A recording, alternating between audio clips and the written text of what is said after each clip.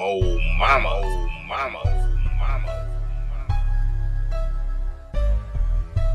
Dark X.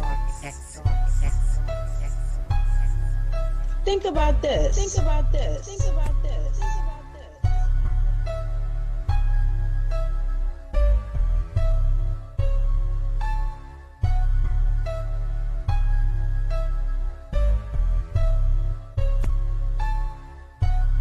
You put that crap down on your shoe.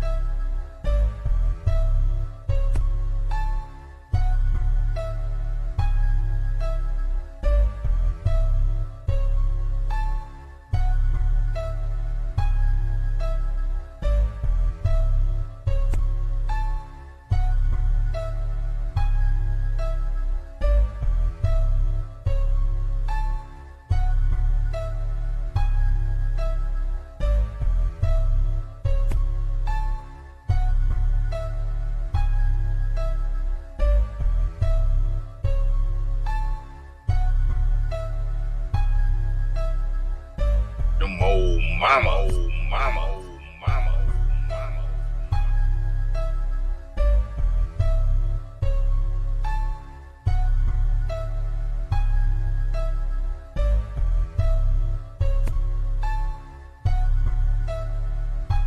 Dark X.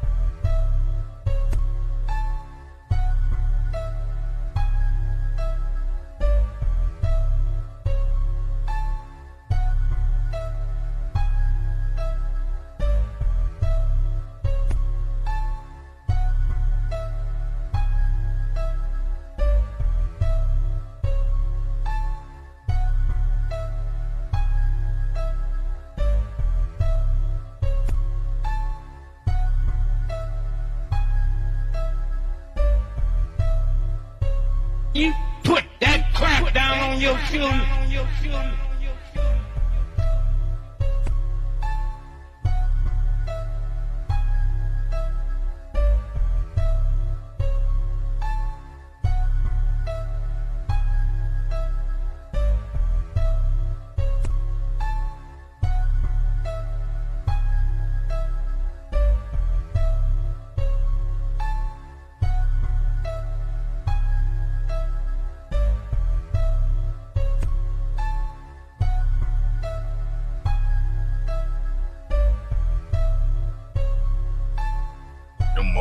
mama, oh mama, oh mama, oh mama.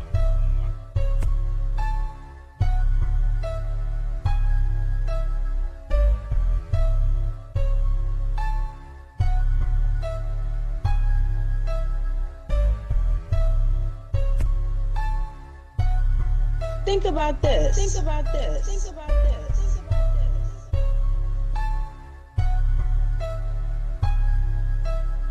Talk X.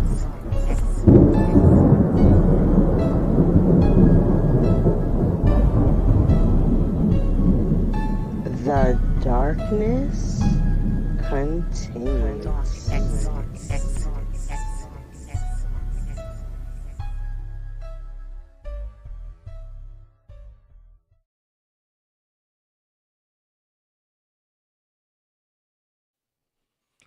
And we are back. Peace, folk. Welcome back to another edition of the Proper Thought Series right here on the old T.P.O.T. YouTube page. I'm your host, X, of course, but you knew that already. That's why your black asses are here.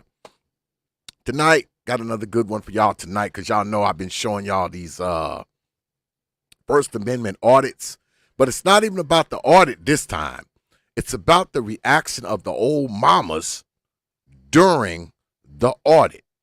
And I think you good folk are going to get a kick out of it. I do. But before we get started, y'all know I always start the stream off thanking you good folks for your likes, your shares, your views, your subs, and of course, your hard-earned pennies, nickels, dimes, quarters, and 50-cent pieces. Because I realize you don't have to do it, man. You don't have to show up to these goddamn streams. You don't have to like these videos. You don't have to sub to this channel. And you definitely don't have to drop your hard-earned coins on this platform. But you good folks choose to do so. Night after night, week after week, you are here when you can be anywhere. And I don't take you good folks lightly, man. I never have and I never will. You got my word on that. I'm humbled. I'm honored. I'm appreciative. And most important, I'm thankful for all you good folks. That goes for the good folks who hang out there and good folks who hang out up in here. All right? All right.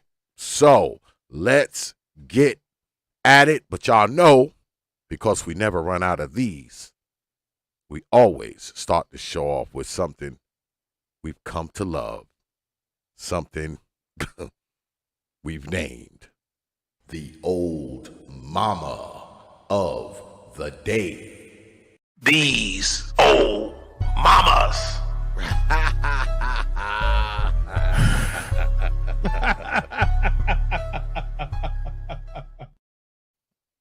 Yes, time for the old mama of the day because you know we never freaking run out of them ever, and we never will. But today's old mama of the day hails from my home state of New York. And it says here, NYC, mom suspected of drowning her 3 kids, was facing eviction, battling custody issues. Oh boy. Y'all know this is going to be a good one. But anyway, we read, the Brooklyn mom suspected of drowning her 3 young children Monday was facing eviction from her apartment, battling custody issues and grappling with mental health woes before she allegedly killed the kids. Obviously, grappling with mental health woes. But it always seems like whenever there's some custody stuff going on and they're about to lose the babies, it's time for the babies to die for some reason. Because these selfish-ass old mamas would rather see the baby dead than see the babies with their father. I mean, come on, man. It's the same old stories, y'all, all the time. But we continue. Erin Murdy is her name, 30, of Coney Island, owed more than $10,000 in back rent for her Neptune Avenue apartment where she lived with her children and had been threatened with getting booted out since January after the state's COVID-19 eviction moratorium expired, court records show.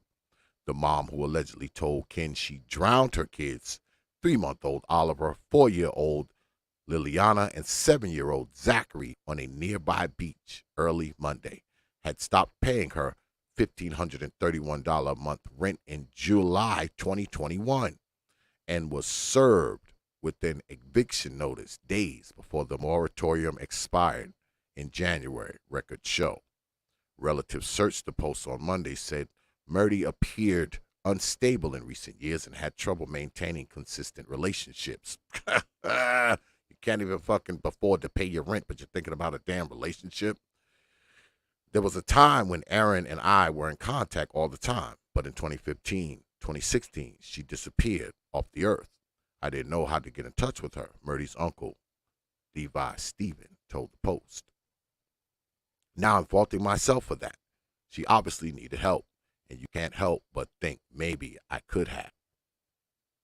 And there's the old mama here, I guess being dragged to the mental institution after she's murdered the babies. Well, I will say this to her credit, folks. At least she looks sad and distraught. That's something new here, right? Because we don't see that sad, distraught, disheveled kind of look, that upset, regretful kind of look from most of these old mamas, do we? So to her credit, at least she looks, she appears to look like she at least regrets doing what she's doing, what she did. At least there's that. But we continue. I'm at a loss for words. It's not every day you lose 3 family members in one day, he said. Nobody wants to go to the funeral and see those 3 bodies. Another uncle, Gene Stephen, 64, said Murdy didn't appear to have her life together. I don't think she could handle a relationship or anything like that. She didn't seem like she was that kind of person. She didn't seem like she was stable, the relative said. Anybody can go out and just fool around, but a person that's stable can settle down with one person. She didn't have her life together enough to do that. Around 1 a.m., concerned relatives called police to report Murdy might be drunk and might have done something to harm their children. Hours later, the mom was found by police walking barefoot through the sand in Coney Island Beach, wearing a bathrobe and appearing dazed. And that's them carrying one of the little fella's bodies, man. Says here, police officers discovered one of the 3 children who were allegedly harmed by their mother.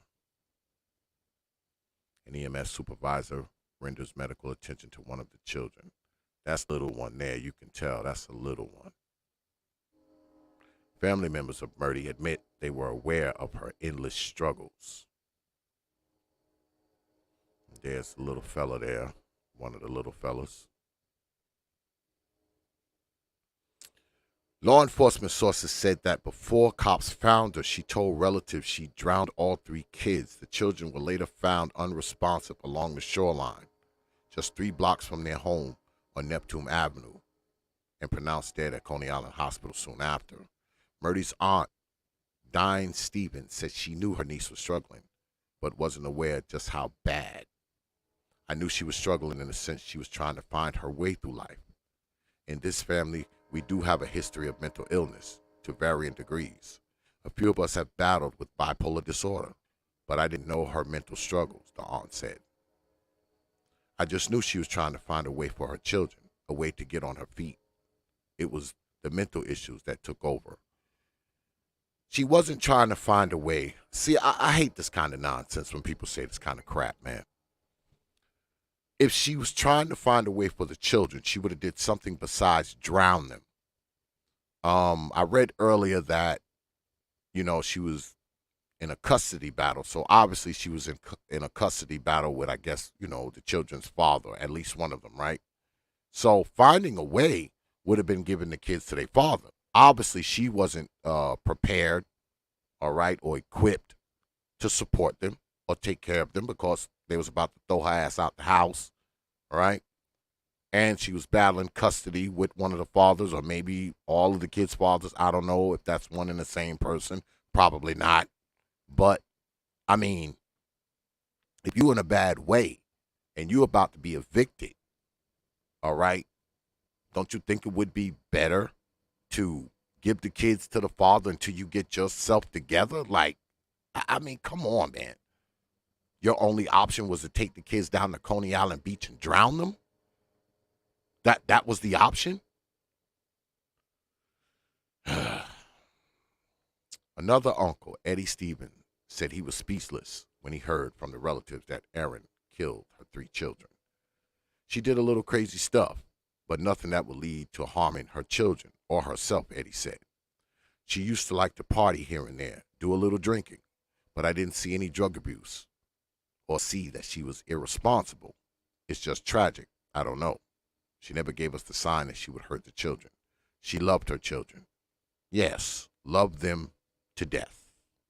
And I do mean loved them to death. Uncle. Murdy's uncle Levi said his niece was in the midst of a custody dispute with 7-year-old Zachary's father before Monday's horror. See that? One of the kid's fathers wanted the kid. He had issues with the way she was raising the child, from what I understand, Levi said. Of course he did. She was insane, obviously. Obviously insane. Obviously. In freaking sane. Obviously. All right? Obviously insane. But it continues. She kind of went off the grid after that, changed her numbers. She wasn't on social media, at least not to the point that I could find her. Law enforcement sources noted Murdy had failed to bring her son to a custody exchange in July ahead of a 6-week visit planned with the kid's father, keeping the kids away from the father purposely. All right? He obviously had got some type of visitation, and of course she's insane, so she don't even bring the kid. In May, Murdy pulled Zachary off his youth football team without explanation, according to his coach. She never gave a flat-out answer why he stopped playing. The CYTY Silverbacks football team head coach Alan McFarland told the Post she seemed as if she was juggling a lot. During the 2021 football season, coaches in the youth mentorship program regularly picked up Zachary for practice, fed him dinner after games, and dropped him home, said McFarland, 34. So, not only did the father want the boy, he was on the football team, and there was other men in the young man's life. I mean, this young man had a chance. This young man had a chance. These old mamas, boy, I tell you. But it continues. They tried to convince Murdy to bring Zachary, who McFarland said loved football, back to the team to no avail. We felt it would be a positive thing for him to get him out of the house and involved, the head coach said. We practiced 4 times a week for 3 hours a day. That would have been a good relief for the household. The children's exact cause of death has yet to be determined. Drowning. McFarland choked back tears, imagining the terror Zachary must have endured at the end of his life. The person you should trust the most in your world is your mom, he said. His 7-year-old would have been excited to go to the beach. I can only imagine what the kid was thinking in that moment.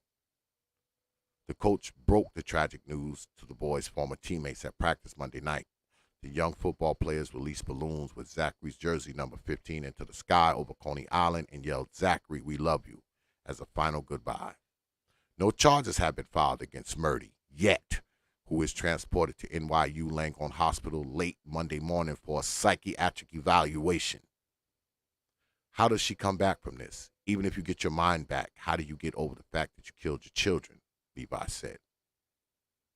That's a shadow that's going to be over her for the rest of her life. That's why I'm worried about her. I don't think there's a support group for people who commit such heinous crime. Are there people who are functional that have done this? Absolutely not. I mean,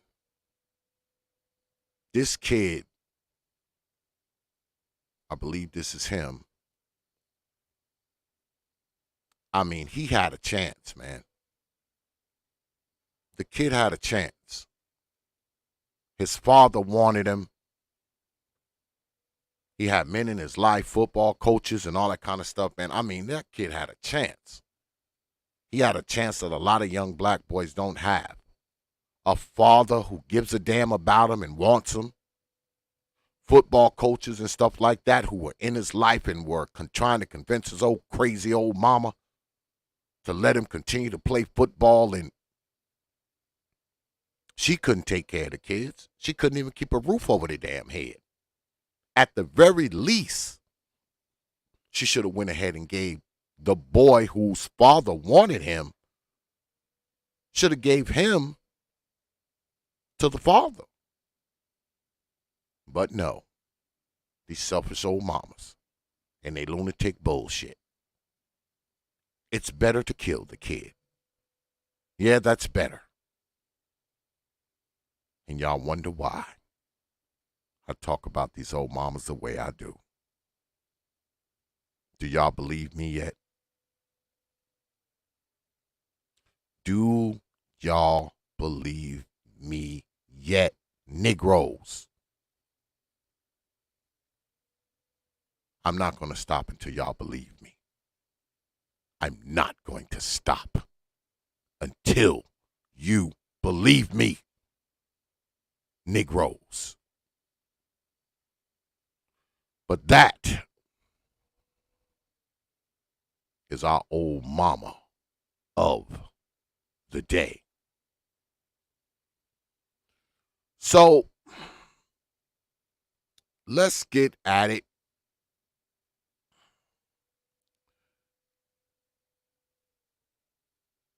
Today, we're going to talk about something that I know y'all are used to me talking about. We're going to talk about one of these First Amendment audits. You know, I brought y'all a few of these from my man Sean. You know, he's from my hometown too. And you know, he does these things, man. He goes out with his cameras and, you know, he films public places and, just pretty much exercises his First Amendment rights. And I've shown y'all quite a few of them. And I like them because I watch a lot of this kind of stuff. You know, I'm not always watching Negroes on YouTube. I'm actually watching other things.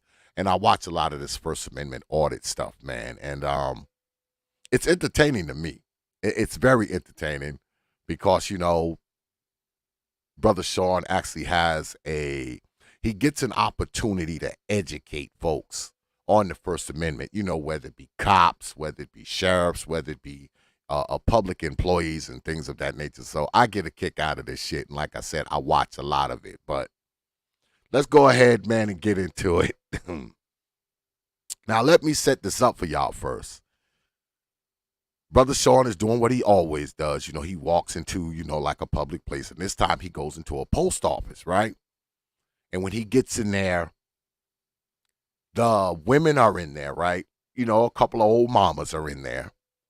And they're giving him all kind of guff, as people normally do, about, you know, filming and taking pictures and whatnot. And, of course, they end up calling the police. But the police is aware. I guess he's run into these First Amendment guys before. So the police realize that there's nothing they can do to this guy because he's not breaking any laws. And y'all will get to see how they act once the cop doesn't want to do what they want him to do. But let's go. Here we go. Fair use. Today, we're at the United States Post Office here in Akron, Ohio. We are here today to peacefully exercise our First Amendment right to film in public and publicly accessible areas, to promote transparency and accountability within our government, and to ensure that our public servants respect our rights and treat us with respect. Let's get into it. Activity in this lobby may be monitored or recorded for operational or security purposes. So the government is allowed to have security against us, but the minute that we want some security and accountability, transparency, that becomes an issue.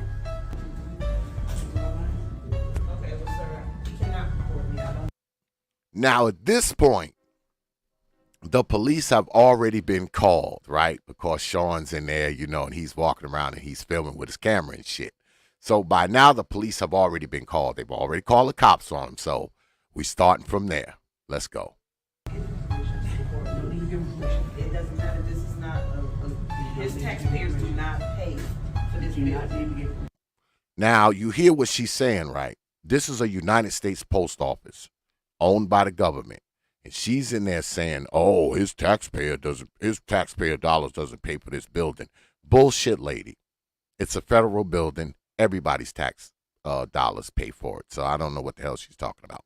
But we continue. Sir, I feel uncomfortable. If you guys are not going to do nothing, what's your sergeant's name? You can call. Now, she says she feels uncomfortable, right? Now, I know a lot of times, Sean could go in here, and I guess he can make people feel really uncomfortable with his filming and shit, right? But making someone feel uncomfortable with the camera is not illegal. Your comfort and your feelings do not trump the Constitution, nor do they trump the fact that you're in a public place.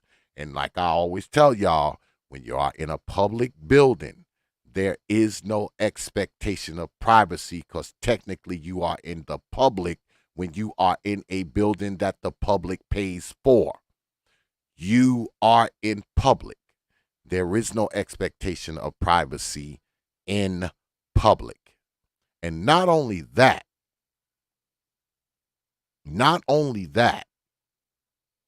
there are 100 cameras in the place. There are 100 cameras in the place. So you're being filmed all fucking day anyway. You're being filmed.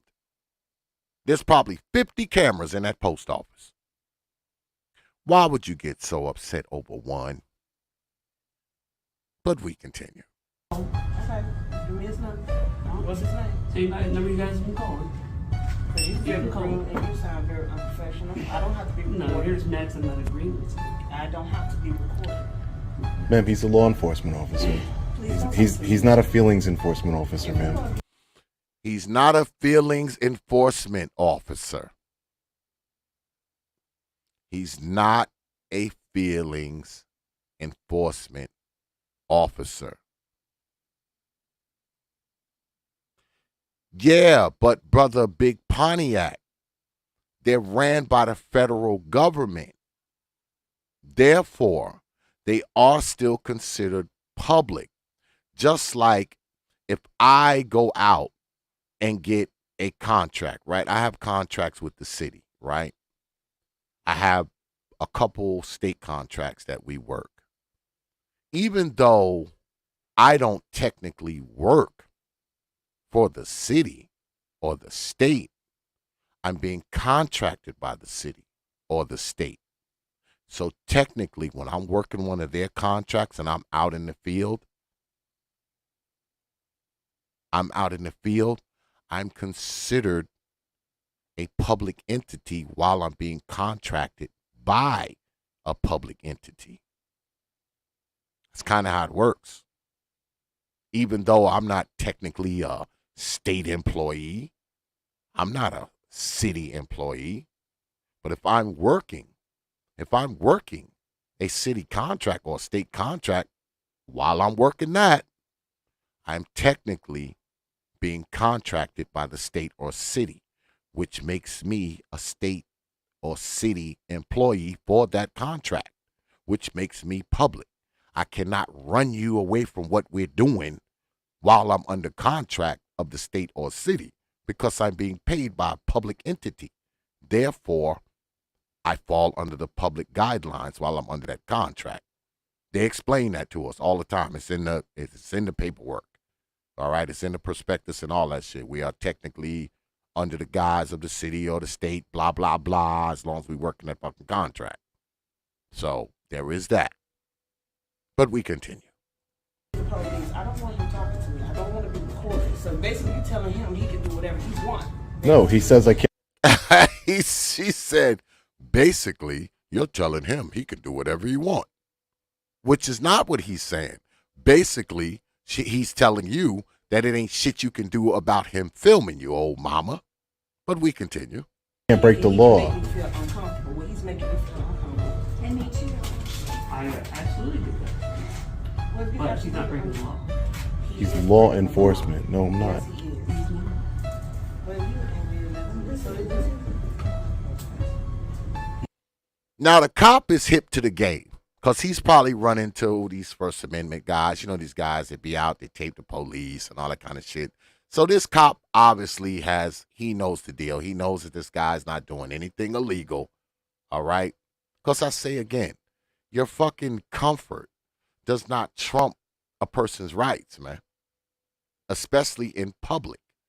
There is no expectation of privacy in public. It's not. Hey, sir, can I just get your name and badge number, please? It's just gonna make you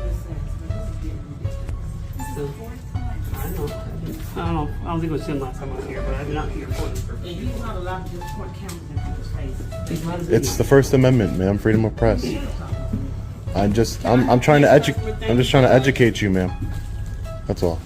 Sir, would you mind if I get that name and I'll badge get it number? for it before we go here. Yeah, sure.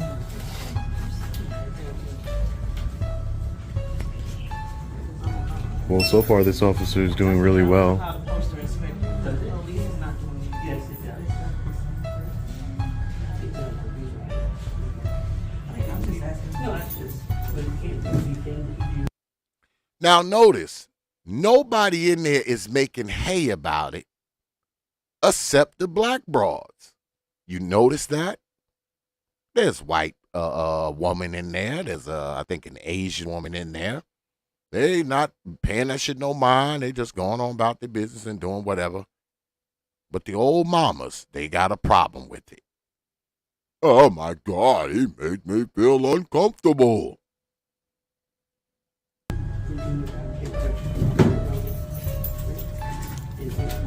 She wants this officer to enforce her feelings, but he's a law enforcement officer, not a feelings enforcement officer. It's freedom of speech. This is America. This is America. You were talking about me.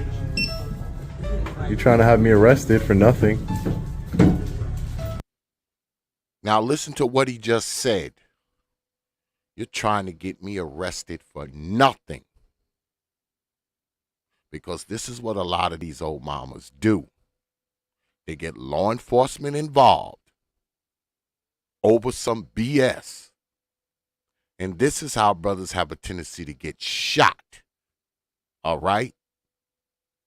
Now, these same people will talk this, black dad, and black power, and the white man this, the white man that. But they the first ones to pick up the phone and call the police over some BS. And somebody ends up shot over said BS. See what I'm talking about? This is the shit that gets people killed. People getting killed over nothing. Over nothing. This man isn't breaking any laws. He's not threatening anybody. He's not yelling at anybody. He's not doing anything to anyone. Look how far away from these people he is. He's not doing anything to anybody. It's not like he walked in there with a gun or a spear or a machete or a brick in his hand. No, he walked in there with a camera, something that there's probably 50 more of in that building alone, and another 20 outside. But they felt the need to call the police over it. We continue. Completely insane. Well, I guess we don't have a freedom of speech. You know, our freedom of speech just goes straight out the window. I know that feeling too. Yeah, I do. In fact, I can say less than anybody in this room. That's true. There's no reason for you to be mad that he's enforcing the law. I'm not breaking the law. You're gonna tell her not to say anything, but then you're gonna run your mouth? Come on. Call the postal inspector. He'll educate you too. Just like this officer's trying to, because you don't like what he's saying, you're gonna treat him disrespectfully. That's not right.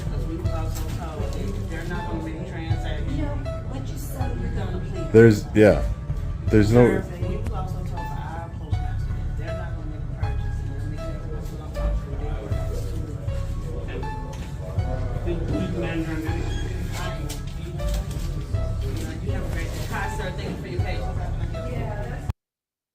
Now, how come the Asian lady isn't making hay about it?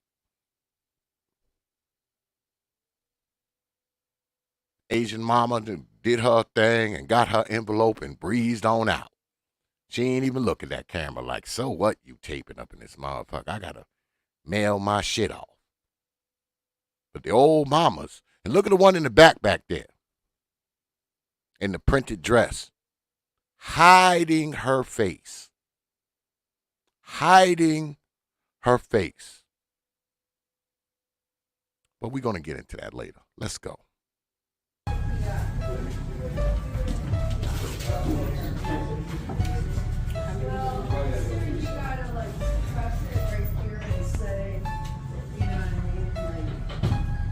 Akron Police Department is doing the right thing.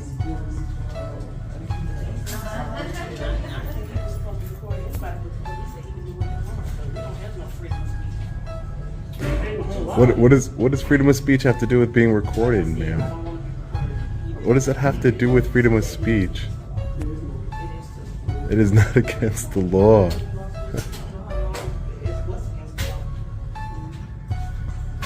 You see? Look. He doesn't want to do what she wants him to do, so she's going to treat him disrespectfully. I don't agree with that. Yeah, because she called the police, expected, I guess, to get the good old white man to throw him out. The cop knows the law. He's like, I can't make this dude leave. I mean, he's not doing anything illegal. This is a post office. I mean, I'm not going to arrest him just for being here. I can't do that. I can't arrest him for filming. And what people don't know about post offices, man, you are allowed to film in those post offices. I think it's something called Article 7 that they literally have hung in the post office that says you can come in there and film. You can literally come in there and film. It's on the wall. It's on the wall in the post office. I think it's called Article 7. I'm not sure, but I think it's called Article 7. You can literally go in there and film. It's on the fucking wall, man. These people don't even know their own fucking rules. All right? But we continue. I'm an independent journalist. I'm just working on a story on the post office. That's all. I'm working on a story here. I'm an independent journalist. Now, old mama in the back who was hiding her face, right? Now she wants to freaking engage. All right? She wants to engage now. She wants to know what's going on. All right? Notice she done slightly moved that piece of paper off of her face so she can engage and ask a whole bunch of fucking questions that once she gets the answer, it's not going to make any difference. But now she wants to engage all of a sudden. We continue. Excuse me, ma'am? Yes, ma'am. Correct. I can't hear you. Yes, ma'am. I'm working on a story. That's correct. On the post office. Oh yeah, it's for possible publication. Possible publication. I don't know if I'm going to publicize it or what the story is going to end up being, but I'm just gathering content, ma'am. That's what I'm doing here. That's it. Nothing nefarious, nothing illegal. By walking, ma'am, before the police officer got here, I was walking around filming the. I know, and I was. You felt comfortable that I was recording the walls? He said you felt uncomfortable that I was filming the walls. Exactly, Brother Poseidon. There's cameras all over the place. Let me tell y'all something, man, before we continue with this. This is what's perplexing to me. And I know I have talked to you good folk about this many, many times before. They walk into a place where there's 50 goddamn cameras on them soon as they get in the parking lot. They're filming you the whole time your black ass is in there. But you see a guy walk in with a camera and, oh my God, you're filming me. I feel uncomfortable.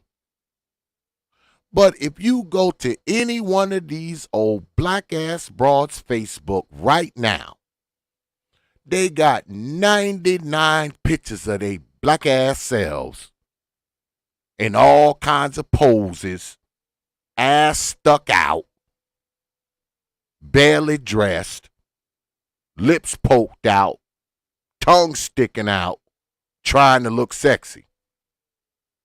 So it's not like these people have a problem with the camera. These women don't have problems with cameras, man. They don't. Just go to one of their Facebook pages. Exactly, Brother Poseidon. 20 different angles. Go to one of their Facebook pages. They got 999 pictures of themselves in all kinds of poses, with their legs in the air, with their ass hanging out, doing all kinds of foolishness. So they don't have a problem with cameras. They just want to be the one holding it. See how that works? They don't have a problem with cameras, man. Both of them old mamas in there. Go to their Facebook, go to their Twitter, go to their Instagram. They got 900 pictures of themselves in there trying to be sexy. I mean, come on. We continue. You felt... No, but you felt uncomfortable that I was recording the walls? Oh, okay. I mean, I can't help that at all. I mean, where was I when the police officer got here? Nowhere near you, right? Yeah, I was recording. I didn't record you. Okay. I was just trying to be forthcoming. Here's your card. Thank you, sir. I appreciate that. Akron Police Department, Officer Sims, 1322. He's doing a great job so far. I can't believe that he has to deal with that rude. She's standing back there hiding. That's probably the main one with goddamn all types of crazy snapshots of her ass. Her in short skirts and in a bikini and all this other kind of foolishness. But boy, she just can't stand to be filmed in the post office. Being filmed just kills her. How much you want to bet she got a Facebook page? And an Instagram? And on TikTok doing something ridiculous? How much you want to bet? We continue. Public servant's working here. There's no reason for her to treat him that way. Just because he's not enforcing her feelings and her ignorance of the law, and she's gonna get mad at him. Unbelievable. It's like he's damned if he does, damned if he doesn't. He's doing the right thing and he still has to deal with a bunch of BS. So the officer came inside. I missed the front end of the conversation. He came inside. There's his car right out here, Akron Police Department. So he came inside while I was just walking around recording, nobody in particular, and they still want to throw a fit about I'm making them uncomfortable recording the walls. Now that they made a big deal about it, yeah, I'm recording you. You're part of the story. You made yourself part of the story. She said. And see, this is the thing, right? usually when Brother Sean goes into these things, because I've shown y'all these things before, he usually, when he first walks in there, he usually, he just like tapes the walls, he tapes the machines, he just kind of walks around and, he don't fuck with nobody. I mean, one thing about him, he's not confrontational. He's not just going to stick a camera, quote unquote, like in your face. I mean, he doesn't do that kind of stuff. All right. He's a very unassuming guy, man. He's not going to just harass you and purposely bother you. But if you engage him and, why you filming? Now you done just asked yourself to be caught in his camera now. Because he's not going to, he's not going to impose himself on anybody. That's not how he operates. But what they will do is he will be walking around and he'll be filming and they'll be like, oh, why are you filming? Oh, don't film me. If you don't want to be filmed, why are you fucking talking to the man? I mean, why are you talking to the man then? Why are you engaging the man with the camera as you say, I don't want to be filmed? I don't get these people, man. And it's usually these old mamas. They're the worst offenders every fucking time. They are usually the worst offenders. They claim they don't want to be filmed, but they make sure they engage or approach the man with the camera. And then want to call the police and claim that you breaking the law and want the police to scuffle you out of there. And when the police don't, now they turn on the fucking police. Yeah, they turn on the cops now. Yeah, they turn on them. Because a lot of these cops know that, you can't really do anything to this guy. I mean, you can't. You can't do anything to this guy. You can't arrest him just for walking around with a camera. Now she's standing back there hiding her face while she's being filmed by probably 20 cameras right now. But she's hiding from this one that Brother Sean is holding. We continue. She was going to call the postal inspectors. I hope she does so she can get some sort of education today on the laws and our rights.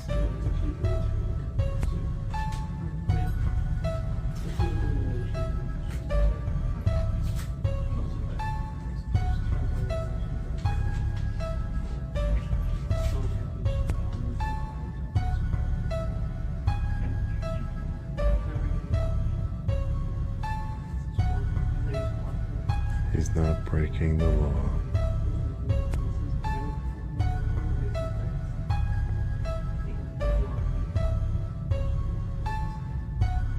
He said making people feel uncomfortable is not against the law.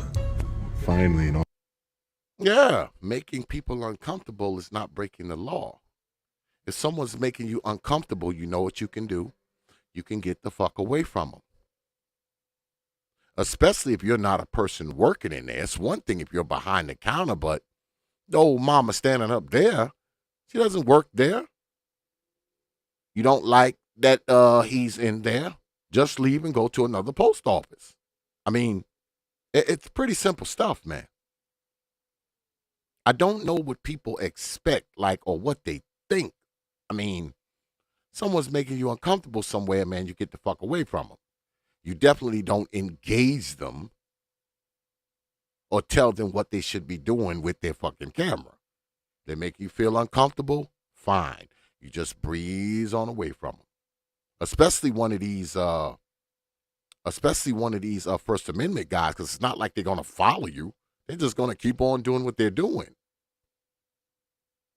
For people who always claim they're so uncomfortable, they don't have no problem kind of hanging around and kind of floating around the whatever or the whoever is quote unquote making them uncomfortable. It's the stupidest of things, man. It's stupid. It's stupid. That's what these First Amendment audits do more than anything else, right? It exposes how stupid people can be, how stupid they can act and how fucking stupid they think. But we continue. Officer that gets it. Finally.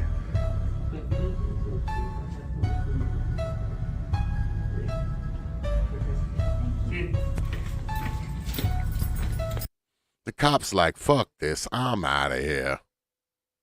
I'm out of here. Hey, officer, just real quick. I just want to thank you for doing the right thing and upholding your oath to the Constitution and not enforcing feelings. I get people are going to feel some kind of way, and I can understand that, but I wasn't. Where was I when you came here? Over here somewhere. Yeah, nowhere near people, right? So I wasn't. I started recording once you got here, so it wasn't. As long as you're not impeding people from coming and going or making threats. Yeah. You can exercise your No, rights. but I duly appreciate you doing the right thing. Now, you heard what the cop said. As long as you're not impeding people or making threats, you're exercising your rights. You're exercising your rights. Now, I know when y'all see this stuff, y'all like, oh, X-Man, this is little, this is trivial, this is whatever, this is annoying. Yes, maybe it is to some people. But you being annoyed, you being uncomfortable, your feelings being hurt is not illegal. Not only is it not illegal, it doesn't trump another person's rights. It just doesn't. It just doesn't. If you don't like seeing one of these guys walking around with a camera, just breeze on past them and ignore them. That's the thing to do. Not call the police, not try to tell them they can't do something. Put the camera down, stop filming me, blah, blah, blah. No. Because all you're going to do is find yourself on one of these fucking tapes. I know there's a million of them out there. If you just breeze by and just be, trust me, it's just a cameo appearance. It's a cameo appearance. You can even walk by and cover your face or whatever. The last thing you want to do is engage one of these First Amendment guys, because now you become part of the goddamn YouTube video. Just breeze by, an extra. You'll just be an extra. Plus, notice there was a white woman in there. There was an Asian woman in there. They didn't pay Sean any mind. They took care of their business and then it went on up out of there. Went on up out of there. But for some reason, the old mamas, they need to stop him from taking pictures. They need to stop him from putting them on camera. You know, something that they're on all the time when their black asses is on Facebook or Instagram or Twitter. Like I said, guaranteed they got 99 goddamn pictures of themselves up there trying to look sexy. But boy, this camera here, boy, just got them. Boy, they are beyond themselves because of this camera. This particular camera here, boy, just they're just out of themselves. They just can't believe it.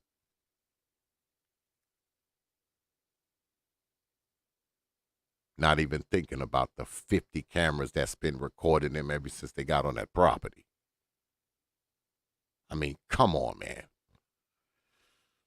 And I'm sorry you had to deal with that nasty woman. That's some territory. Yeah, no, I get it. She didn't like you too much. That's the walk of honor, not the walk of shame. That's the walk of honor. He did the right thing here today, and that's what we love to see. Officer Sams did the right thing. The ironic part is I don't even remember. Now, this guy here, he feels the need to record Sean, right? But watch what Brother Sean says. Sir, you want me to smile? Nah, you got me, I got you. Oh, okay. Tit for tat. Got it. No problem. I don't mind people taking my picture. There's cameras everywhere. I don't mind people taking my picture. There's cameras everywhere. Because he understands that the same right that he's exercising, other people are well within their rights to exercise it too, as far as he's concerned. As far as he's concerned, you are allowed to exercise that right and film him. See how that works, folks. He's not the only one with that right. You have it too. That's the beauty of it. Because I think what happens is people think that, you know, they've got a right to something, but you do not. They got a right to do this. They have a right to do that, but you don't. Your rights stop where their freaking comfort or their tolerance begins. Your rights stop where their comfort and tolerance begins. Entitlement. A lot of us have that right because we were raised by old mammies. They do what they want. You do what they allow. They do what they like. You don't do what they don't like. See how that works? All right, let's get ourselves a stamp. And then we continue. Before we get out of here. Hi, can I just get one stamp, please?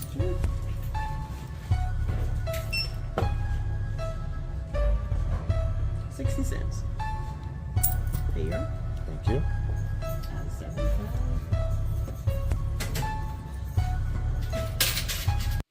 Now, notice how, and I've told y'all this before too.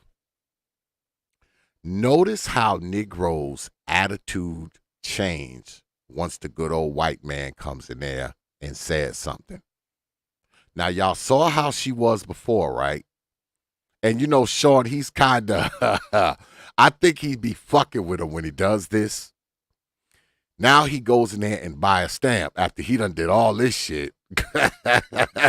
Now he gonna go in there and buy a stamp. But I say again, notice the change in attitude after the good old white man done schooled them.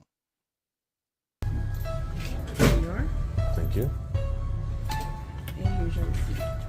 So that at the bottom, you have a great day. I'll definitely take it. Thank you. Hi, ma'am. Thank you for your patience. It's the reason why you buy a stamp is so you get a survey, so you can give feedback, because they don't care. They absolutely don't care. I could have gave you a stamp. You heard Grandma? Grandma was like, I would have gave you a stamp.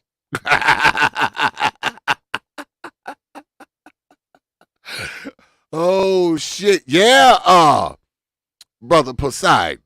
Yeah. The good old white man come in there, boy. Because I've showed y'all one of these before. The good old white man come in there and say X, Y, and Z. And goddamn it. The good old white man come in there and school them. It's all good now. Yeah, it's all good. Once the good old white man come in there and talk to him, now everybody's nice and calm and friendly. That's all it takes, man. If you want to get Negroes in line, and I have showed y'all this many, many times, if you want to get Negroes in line, all you have to do is call in the good old white man. Just call in the good old white man. He'll get the Negroes in a huddle. He'll get them in a huddle. He'll school them, and then their whole attitude changes. Y'all remember the one I showed y'all before when they was at the jail and at the county building, and the Negro cops and COs was walking around there, and they was talking all kinds of shit and didn't want to give their name and also kind of foolishness, threatening to throw the man out and all this kind of stuff. But once the good old white man walks in there and schools them, now they all nice. Asking them, oh, you feeling okay? You had water and everything? Can I shine your shoes? You hungry? You need some lunch?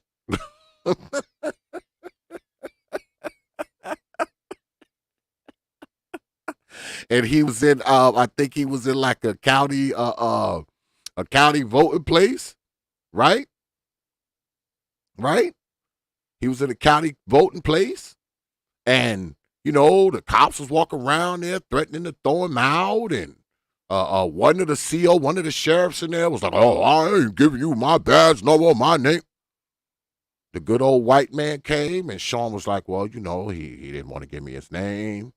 He didn't want to give me his badge number. The good old white man called him over. He gave him his name and his badge number just like that.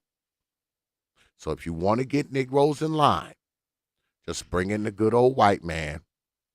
The white man will put them in a huddle.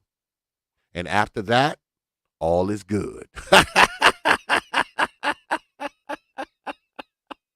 If you ever want to get Negroes in line, just bring a white man with you. Yeah, that's all you need. Just bring a white man with you. He'll get them in a huddle, and he'll tell those Negroes, hey, I know y'all Negroes, and I know y'all got this job, but what this man is doing is legal. So shut your ass up and just leave this man the fuck alone. Yeah. Works every time. That's all you got to do. Bring in the good old white man. And when you bring in the good old white man, the Negroes fall right in line. Because, see, what y'all don't understand, and X has been telling y'all that forever. Black people love white folks. They love them. They fear them. They idolize them. All at the same time. Love them. Fear them. Idolize them. All at the same time. Now, of course, they always talking the white man this, the white man that. But they love white folks, man. And you know the ones who love the white folks the most? The ones who are always telling you how much they hate them. Because I'm going to tell y'all something. I live in the South, right?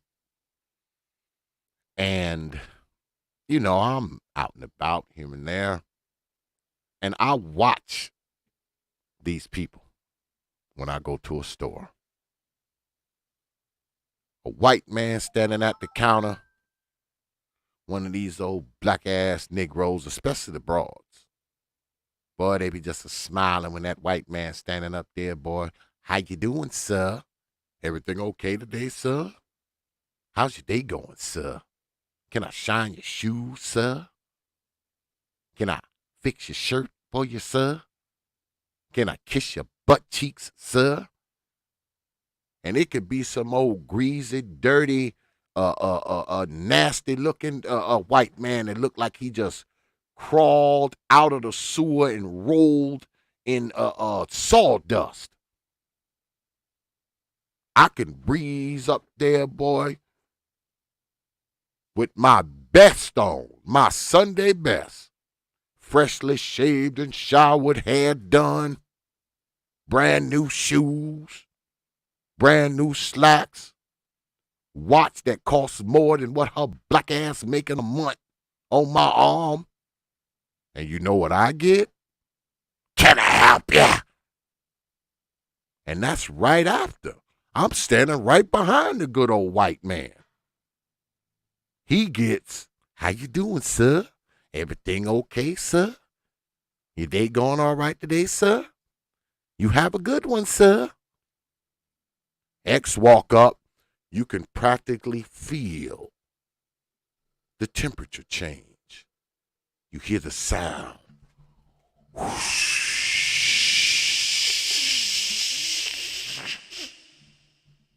Can I help ya? And rear back like a fucking cobra. You know how the cobras... Y'all know how the cobra... You ever seen those documentaries where it be a cobra? And you know when he's threatened or an animal or something, approaches him and he rears back and his fucking hood opens. It's sort of like that. It's the weirdest of things. I think what I'm going to start doing when I want better customer service now, I'm just going to get me one of those, those realistic looking mask, of a white man, and just put that shit over my head. And I'm guaranteed to get a better response. Just put that on when I go in the store.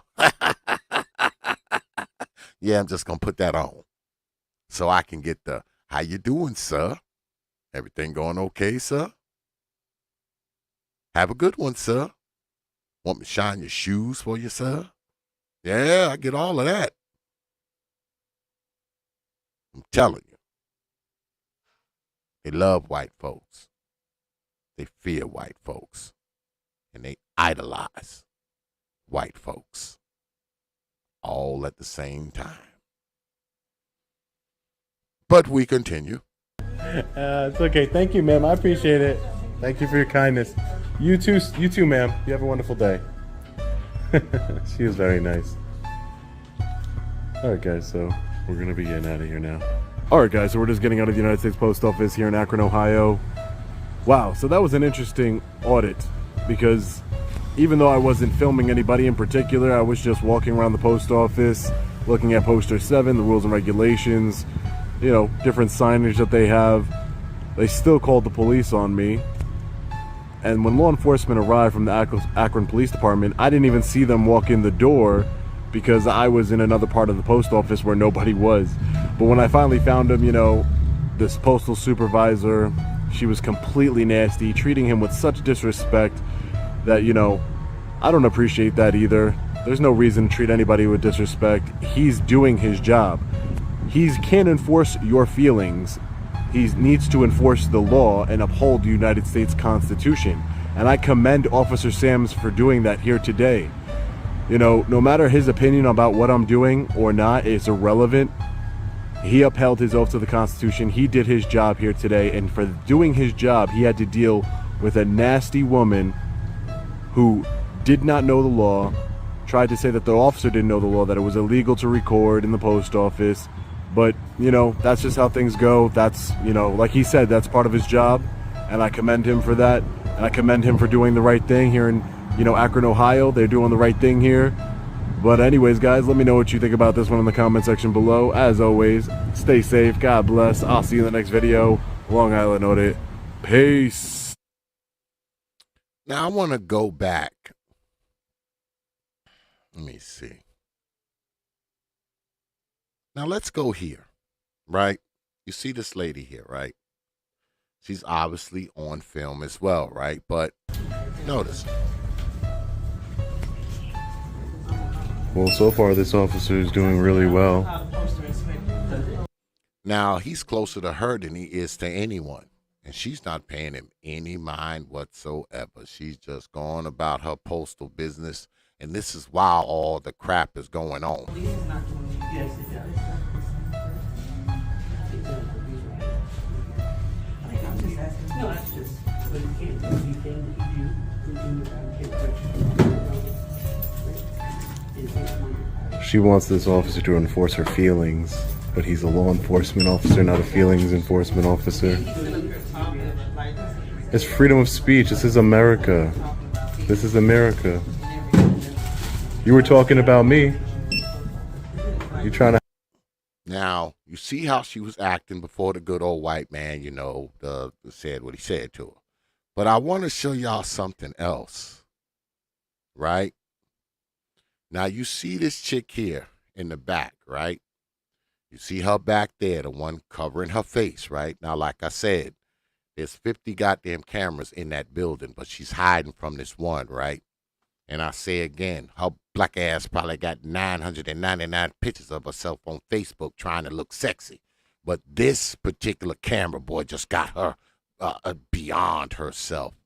But I want to do something, right? Give me a minute. I want to show y'all something because I probably can't show y'all unless I do this. I want to show you good folks something. I want to show y'all something. I think y'all are going to get a kick out of this. Just give me a minute. Give me a minute, good folk, because you know X does these things. Let me go ahead and do this here. Give me 1 minute, folks. I want y'all to see something that I noticed. Maybe y'all noticed it too. Maybe you did. Maybe you didn't. Maybe you did. Maybe you didn't. Let me see. I'm going to try to bring it into focus. Oh, no, that's not it. I got to keep going. Hold on, y'all. We got to go a little further. Hold on. Because I want y'all to see this shit. Yeah, I want y'all to see this shit. Let me see where Being recorded, man. Treat him disrespectfully. I don't agree with that. Where is it? God damn it. Let me see. Hold on. I'm gonna show it to y'all. I think I gotta get a little further because I noticed it before. I was like, oh shit.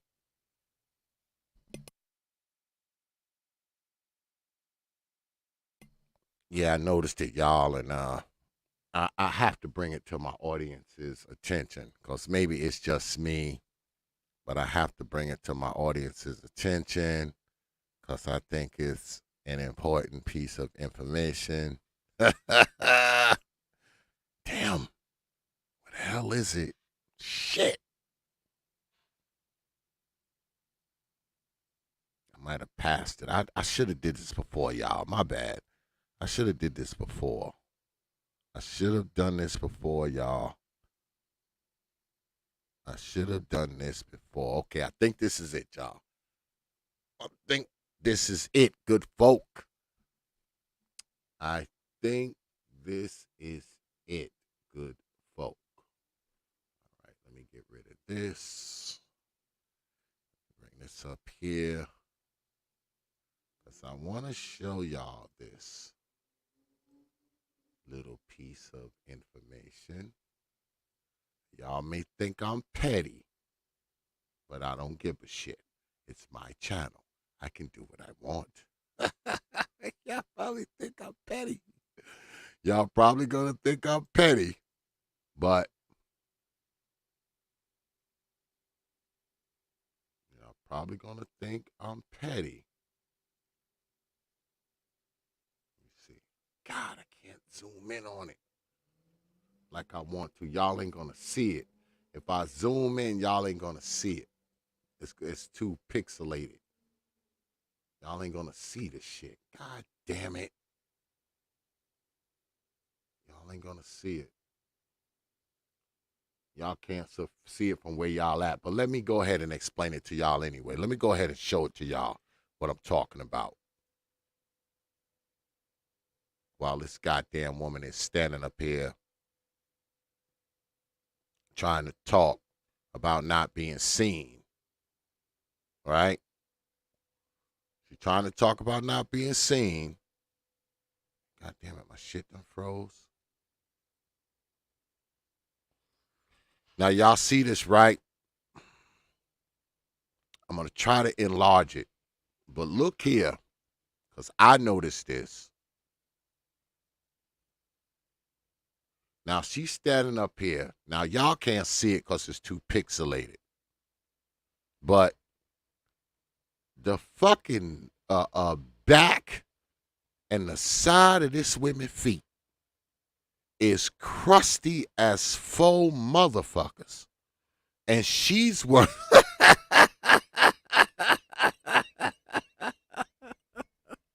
And she's worried about a fucking camera on her face.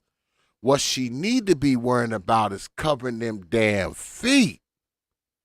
Ain't no way in the world a woman's feet should look like that. Her feet look like she been walking on motherfucking gravel since she was like 10, barefooted. But as you can see her like peeping around the goddamn. Now she's peeping around her, she's hiding her face, but showing her feet.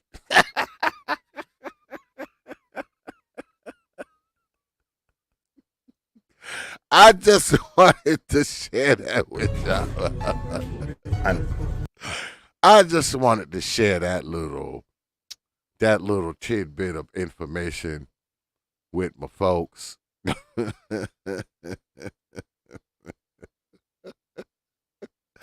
I just wanted to share that little bit of information with y'all.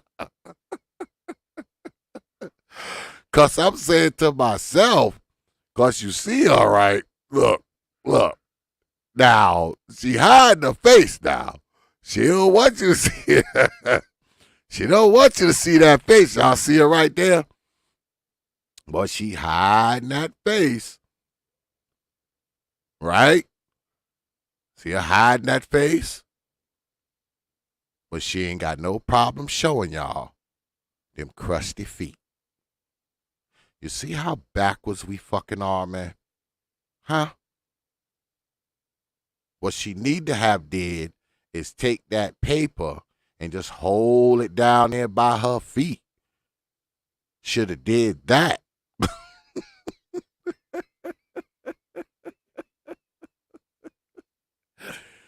Oh my God.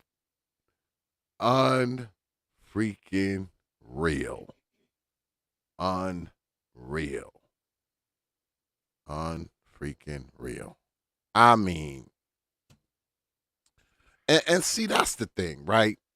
Not so much of the crusty feet and all this kind of stuff. Yeah, that's funny and everything, but like I said, man, they was giving this man all kinds of problems until the good old white man schooled them.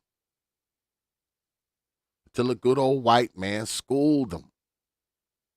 And now they his friend. They're friendly. Talking nice. Talking sweet.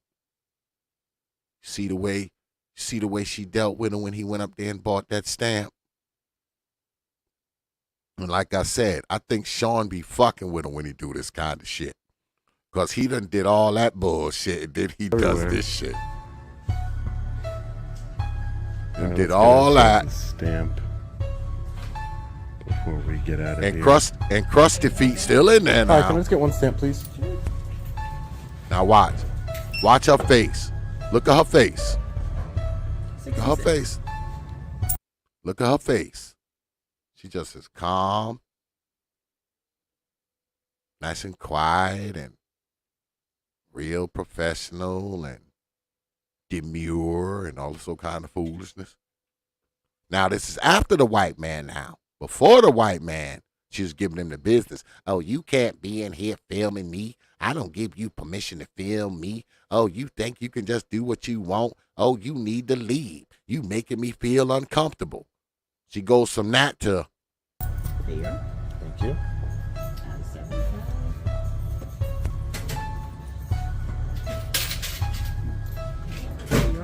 Thank you. And here's your receipt. So then at the bottom, you have a great day. I'll definitely take it. Thank you. Hi, ma'am. Thank you for your patience.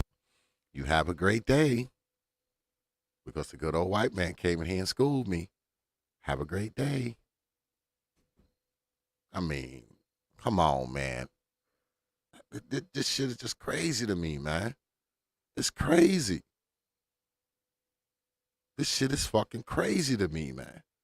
it's like I don't even know what to call it at this point. What do you call this shit? What do you call it? I know to me, it's just embarrassing. And what's good, lady? Tommy Jean, I see you up there. I mean, it's just insanity. It's insanity, man. And out of all the people in there making a stink about this, it's got to be the old mamas doing it. Because there was other women in there. There's white women in there. The Asian woman was in there, and the old white grandma was like, shoot, I would have gave you a stamp. She ain't bit more care about that man with that camera than the man in the moon. Grandma breezed on by and offered him a stamp in the whole nine. So why do we as black people got to do this? Why do we always have to be the fucking people that act up in a situation like this? Why? How come? Why does it always have to be us, man? That's my problem. Why do we always have to be the people to act the fucking worst? In fucking public at that. How come? How come? And people will have a problem with you because you have a problem with this.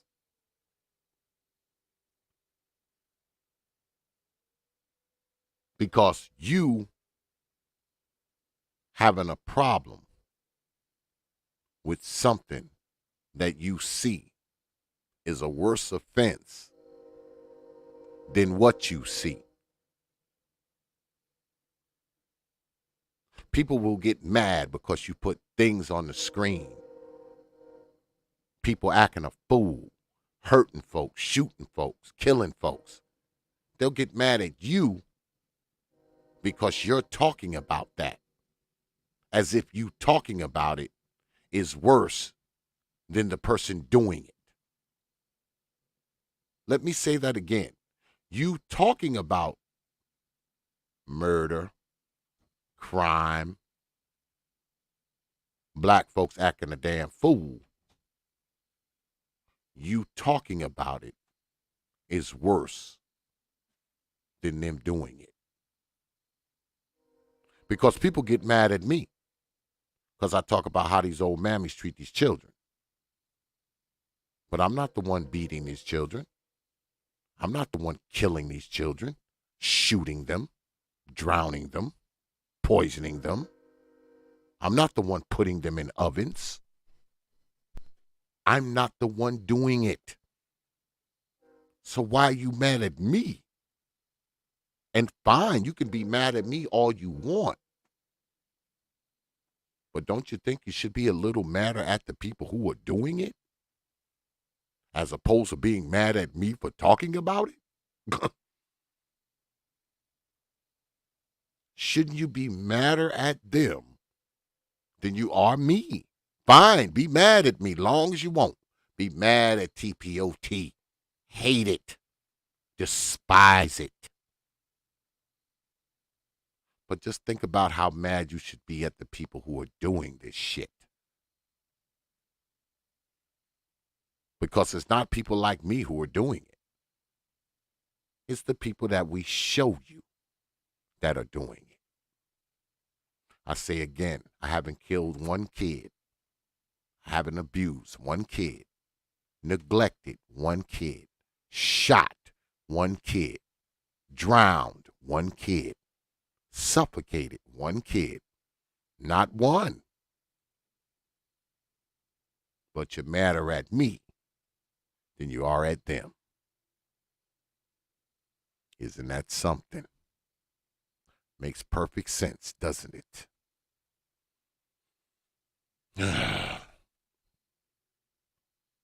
I don't know, man. I mean, we gotta I mean, we got to snap out of this bullshit. We got to snap out of this shit, man. We got to wake up, folks. We have to wake up, man. We have to stop doing this. We have to stop acting like, I think what it is, right? At least this is what I think. Now, I may or may not be right. But I'm going to share with y'all what I think the problem is. I think the problem is with many of us is that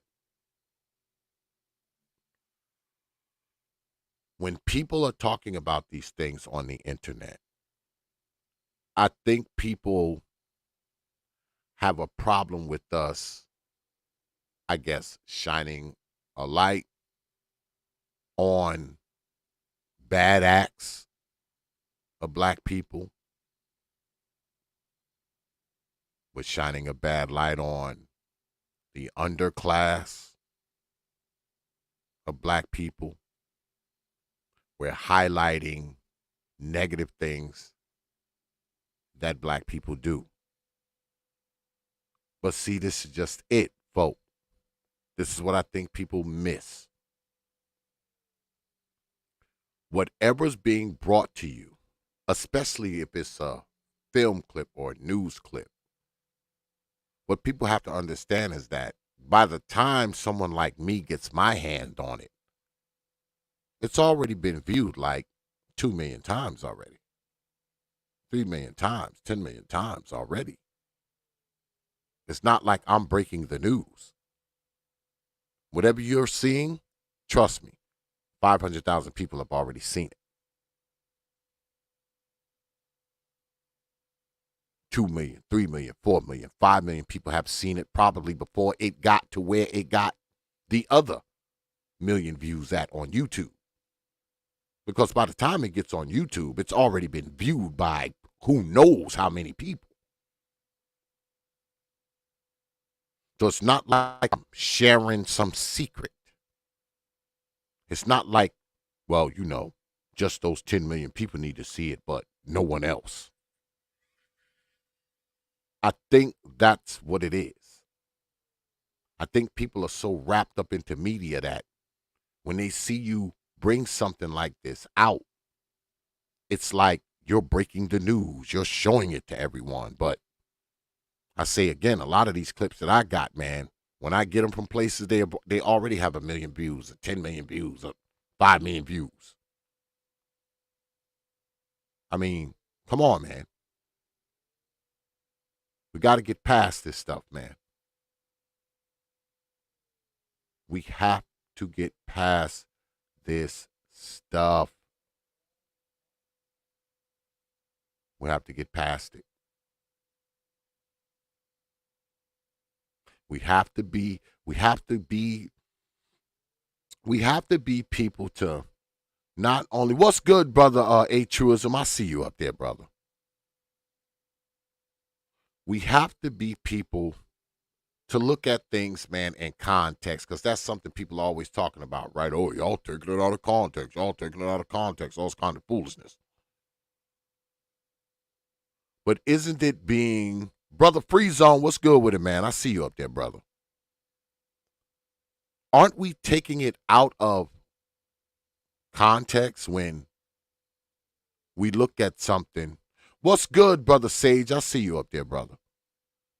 Aren't we taking it out of context when we look at someone showing a video that's already been viewed 10 million times saying, oh, y'all just showing the negative about black folks. Y'all just showing the bad stuff about black people. What do you mean we're showing it? It's already been viewed 5 million times. We ain't showing shit. We're just taking it and kind of breaking it down, analyzing it. Because once it's out there in the public square, man, that's it. That is it. Because before I hang up this fucking YouTube mic, y'all gonna see a lot of shit up here that probably piss y'all off. You're probably gonna see a lot of people up here that piss y'all off. I'm going to make sure of it. And I don't give a shit. Don't watch. All you got to do, I'm just a mouse click away from being out of your life. Just a mouse click away from being out of your goddamn life. That's all. But if y'all want to come up here, man, and chop it up for a little while, come on up. Talk about whatever you want. I don't care. Whatever you feel like talking about. Come on up and discuss it. Come on up, man, and talk about it if you want to. Come on up and chop it up. Y'all know what the email is. It's propertothought@yahoo.com. That's propertothought, one word, no caps, at yahoo.com. I haven't seen y'all in about a week, so come on up, man, and fill a brother in on what's been going on the YouTube avenue. What's been going on the YouTube avenues?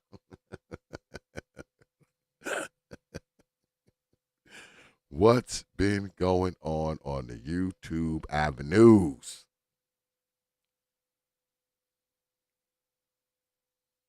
I mean, the stuff I've been seeing lately on YouTube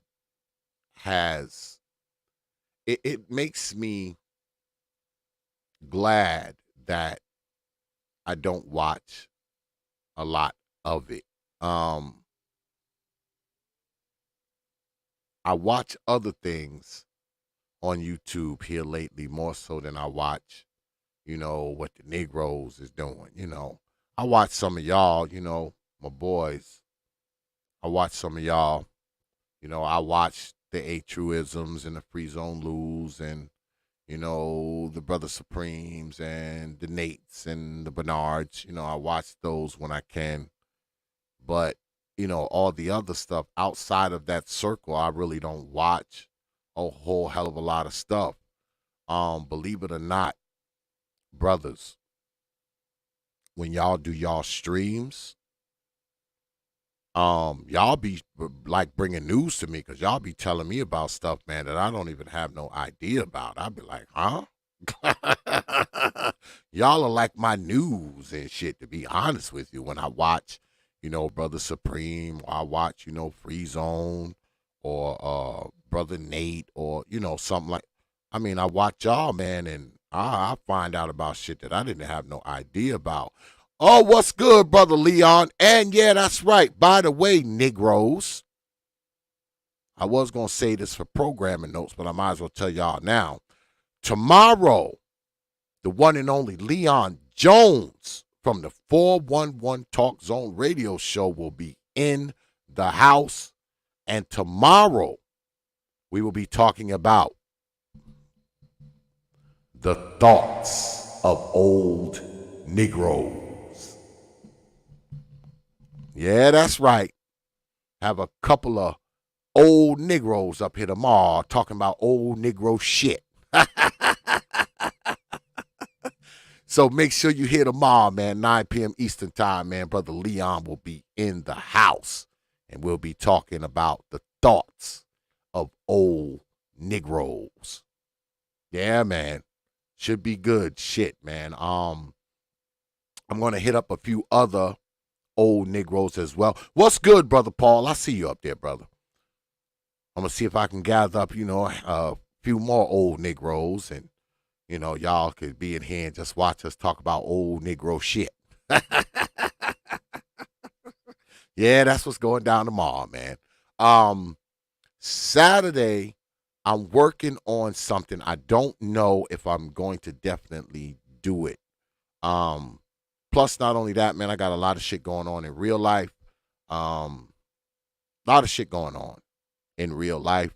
The end of the month, I probably won't even be streaming that much because I'll be, taking care of real life shit. But hopefully by the top of next month, I'll be free and clear, and I'll be right back at it, man. To try to close out the year with y'all.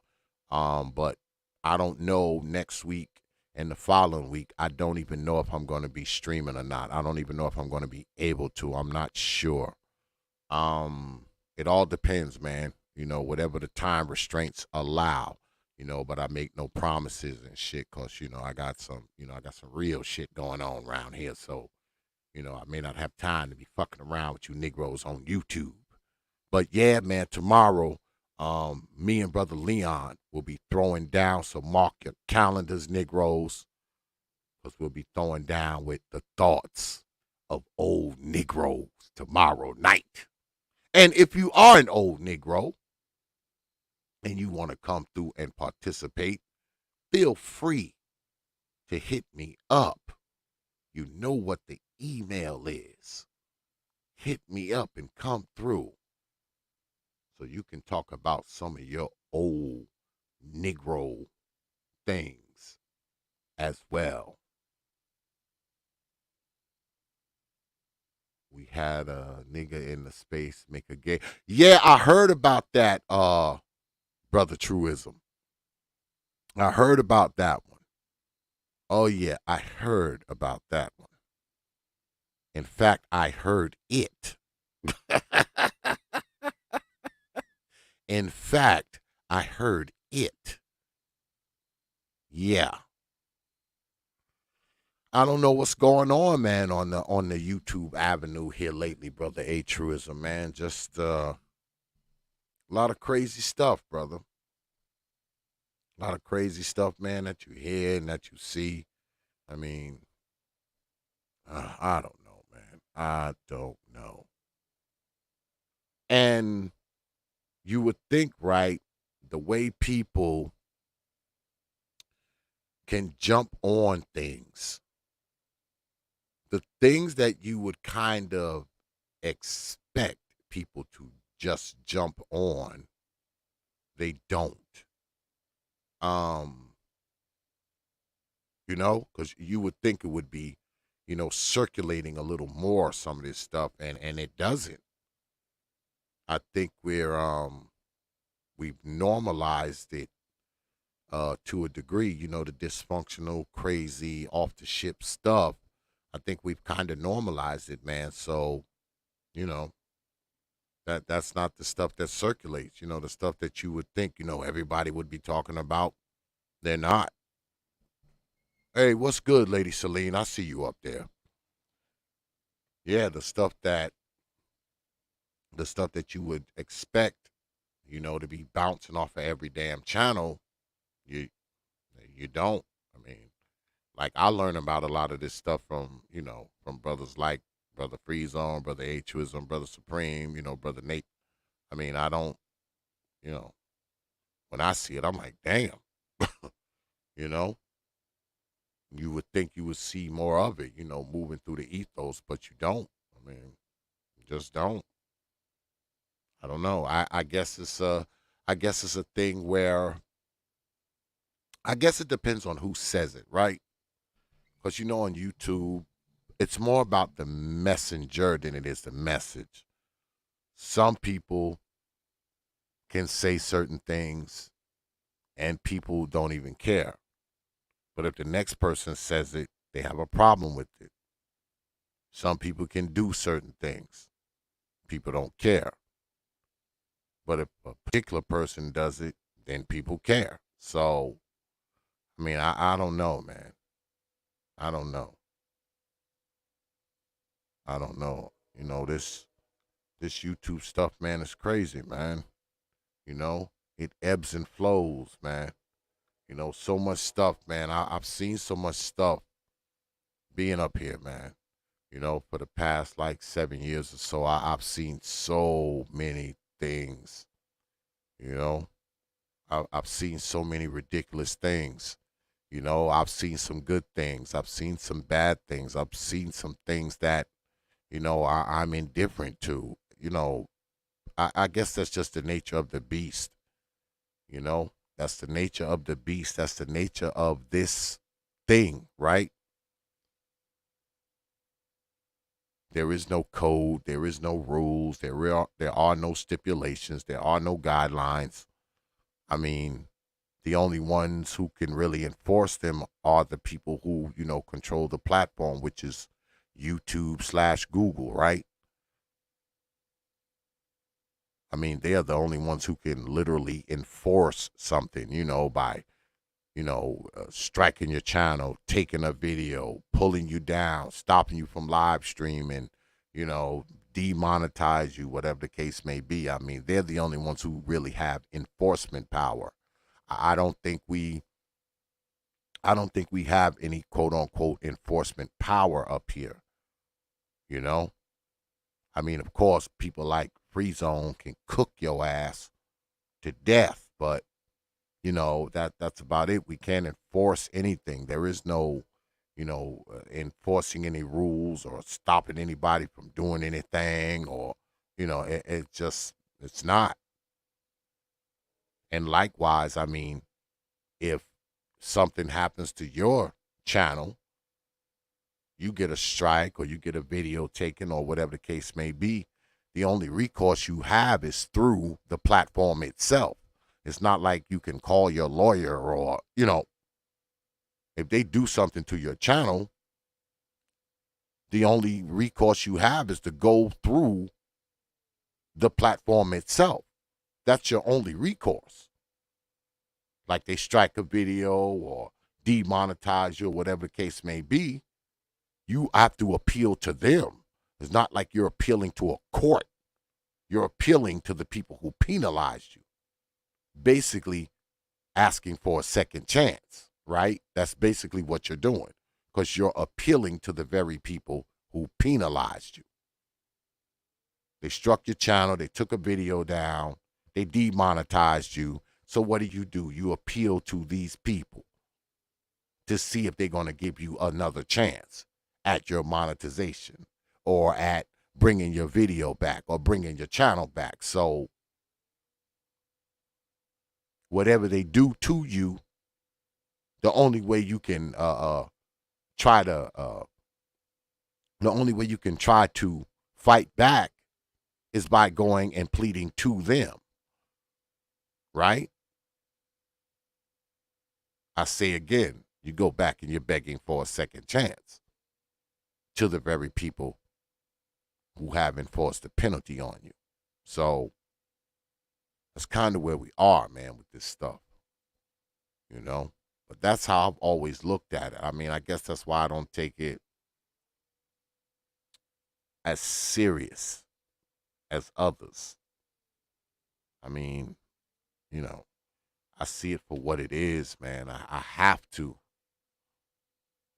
see it for what it is, because, you know, I'm trying, and I was telling Brother Supreme about this the other day. We was talking on the phone and shit, because, you know, me and Brother Supreme, we rap, you know, pretty often throughout the week.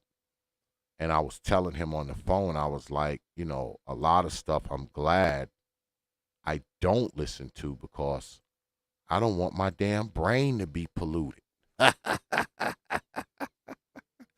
I don't want my brain to be polluted. I don't want to pollute my mind. You know? I don't want to pollute my mind. So a lot of stuff I'm glad I don't see, because I look at some of the stuff that, you know, brothers clip and shit like that, and I'm like, damn, this is going on over there. This is happening over there. Like, I don't know, man. I don't know. It's just crazy, man. It's insane. But, you know, people have the right to do what they want to do, man. People have the right to present what they want to present and do what they want to do on this shit. You know, they do. You can't control it, man. You can only control what you can control, and you can control the page with your name on it. That's it. That's it.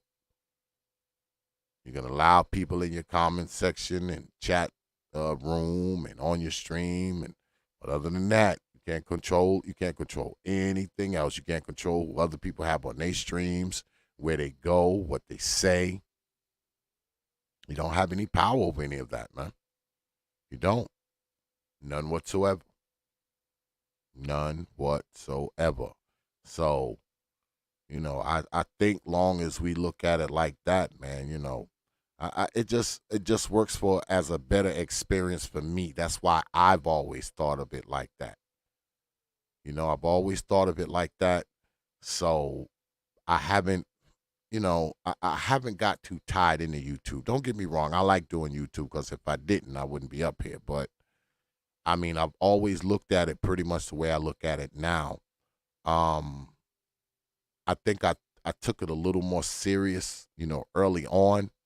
But as I start to see what goes on and, the crazy shit and, some of the ridiculous mess that I see, I mean, those days are far behind me. Like, those shits are so far in my rearview mirror. They're like microscopic at this point. I mean, like I said, I can't have my brain polluted, man. Absolutely not. Some shit I'm glad I don't see in here.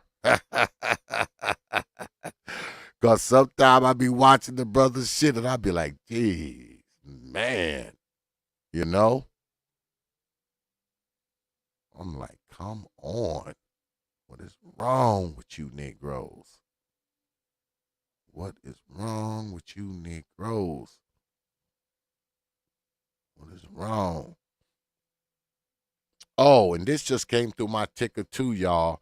Remember I was telling y'all at the top of the story, the top of the stream. And if you ask for the link, go ahead and check your email, man. And if you don't see it, check your spam. Remember I was telling y'all about the woman who drowned her children on a beach in Coney Island.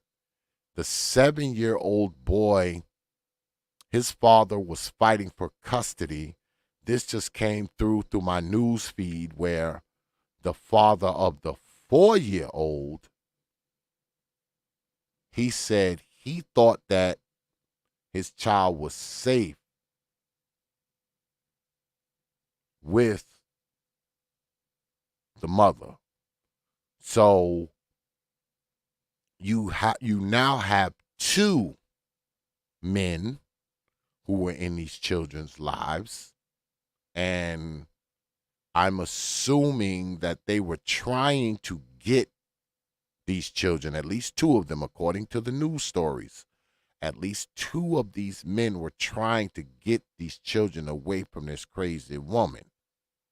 And I guess they couldn't get the kids away from her crazy ass before she eventually killed them. Because y'all know we talk about this all the fucking time.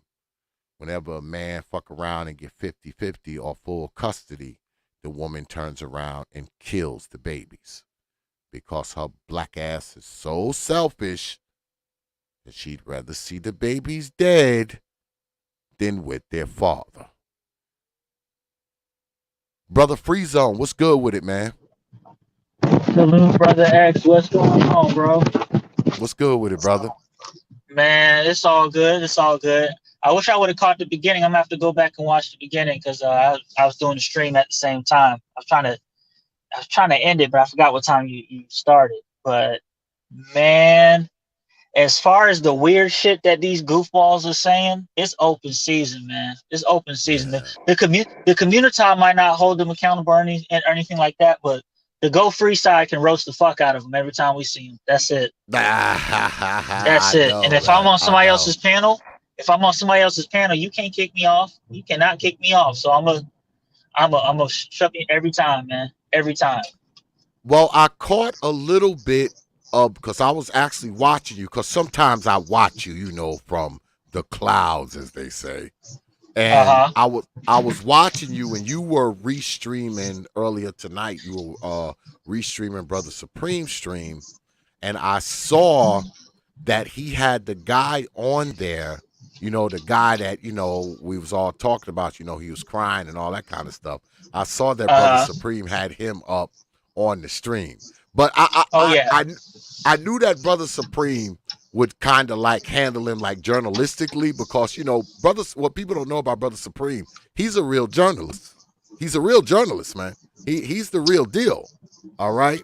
I mean, if I remember correctly, he actually went to school for journalism. So Brother Supreme knows how to do this shit. So, he'll handle him, very professionally, very journalistically. If it would have been me, it would have been a different kind of shit. Yeah, it'd have been a different kind of shit. But Brother Supreme was gonna, probably not cook them, but I would have been asking him, the whole, do you think it was worth crying in front of all these folks? I would have went all into that shit, because I would have wanted to know why he felt the need to, not just cry in front of all these people, because I already got my idea why, these Negroes be crying and going on in front of these damn women. But not just that, but to go into the whole, what's wrong with y'all, and I can't believe my life, and how he juxtaposed it all. I would have been asking him about that, because that's the way it appeared to me, right? And I don't know this brother. First time I ever saw him was I saw him up on Brother Supreme stream earlier, right?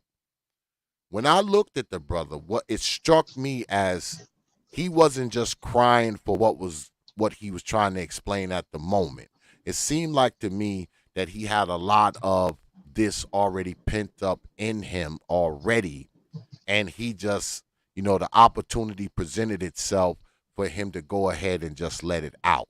It seemed like to me it was already all pent up, and he needed to let it off, because these dudes, they got this inner torment, which I believe comes straight from their mama. Okay, they got this inner torment going on, right? And they get around these women, and once they get around these women, they want to kind of confess the pain, if you will. That's how I look at it. But that's just me. I'm biased. But that's kind of how I look at it, because I don't think a lot of these brothers that do this, they wouldn't do this on a stream with just a bunch of men, because it seems like to me whenever I see a situation like that, it's always brothers up there with broads and shit. They gotta cry and tear up and ask everybody what's wrong, and don't do this to our people, and why are our people like this, and we need to fix it, and I don't know. Maybe I just don't understand. Well, Brother X, this is why having those types of mixed gender conversations, especially around a manosphere type of genre, is dangerous, man. It's dangerous. Yeah. Because people start peacocking in whatever way they can. And to me, it was just it was that version of a peacock. Whether it was genuine or not is pretty irrelevant to the situation, right? Because there's a way that you could have conveyed that exact point without doing the thing that you did. And just like, again, like he said, he was raised with no father. And the part that gets me is that you don't even know these people. He said this in that interview. Shout out to SKC for actually doing the interview right. Like, that's how you're supposed to do it. You're not supposed to cook them. Yeah. Especially when you have such an opportunity like that. You're not supposed to cook them. Yeah. You're supposed to make them feel comfortable. It speaks for itself, bro. It speaks for itself. And so it's like displaying that kind of emotion in front of people that you don't know, knowing how niggas are. It's like, because even before he said what he said, you could tell, like, looking at him, that he was going to break down. You could see it coming. Because I played it a couple minutes. I played it a couple minutes before, and I'm like, yeah. He started like shaking his head. And that's why old buddy was like, "Oh man, you know you look like you got something to say." And Mhm. yeah, you knew it was coming, man. Yeah. And I mean, this epidemic, like I'm not finna lump everybody in with the same, man. This epidemic of niggas on panels crying, it has got to stop. yeah. It's got It's to been a fuck lot of stop it. killing us. Stop It's been coming to our fucking people. it's been a Like, lot of no, it, man. man. Got Now, us looking like buffoons. Stop. Like, no, now nigga. people will say, this is what people will say about people like you and I, Brother Free Zone. They will say, "Oh, y'all want to make fun of somebody. They showing emotion, and y'all want to make fun of them." And see, this is my thing, right? Somebody told me this a long time ago that you don't need to be on every fucking stream. And what I got from that is some shit don't need to be said on certain streams. And you cannot say those things if you're not on that shit. If you're not there, those certain things will not be said. Now, I'm not going to say that the brother shouldn't have been on that particular stream. Anybody got a right to be wherever they want. But what I will say is that some things are better left unsaid. And some things are better left not fucking expressed. Because some people aren't even the fucking people to say or express these things to. I mean, I don't know what the brother goes through or whatever. I can only make a call on what I thought I was witnessing. What I can say is that not me. All right? Not me ever. No. Yeah. No. Well, I No. mean, everybody knows that the community thrives on male vulnerability. Absolutely. And not to say that there's a problem necessarily with it, but men in the community have taken this word male vulnerability, this phrase, they've taken it to mean that we need to be more in touch with our feminine side, we need to act more like women. Yeah. And so that's how they convey it. But they don't realize that when you do that, the daggle sees blood. Mm-hmm. And Oh, they're yeah. gonna chomp away at the blood just like a shark. They smell blood, they coming. Yeah. And and and and so it's like, what did you think was gonna happen after you did that? Did you think that they were gonna be like, oh man, you know what? I feel his heart. He's right. We need to stop Yeah. this, y'all. Yeah, we need to stop this. Yeah. Nah, man, nah. The look on their faces, all them, with the exception of I believe the chick in the middle who wasn't even black. Mm-hmm. All of them chicks weren't paying him no mind. One guy was about to cry with him. It was a Yeah. mess, man. It was a mess. Yeah. You saw that, right? You saw that. It was about to be two people crying on the goddamn. I mean, and because I'm of the mind that I know men cry at times. I mean, I cried when my father died. All right. I mean that was a man that taught me every goddamn thing I know. All right. When my dad died, I cried, but I didn't cry on YouTube. Yeah, I didn't cry on YouTube. Yeah, I'm not gonna cry on YouTube. If I cry, you motherfuckers will never know it. Yeah, you motherfuckers will never know it. I could have cried yesterday. You motherfuckers will never see it. Y'all will never see it. All right? Y'all will never see it. And to get up there and cry, because it's sort of like this, right? You got these broads up there, right? It's a bunch of broads up there with a bunch of brothers.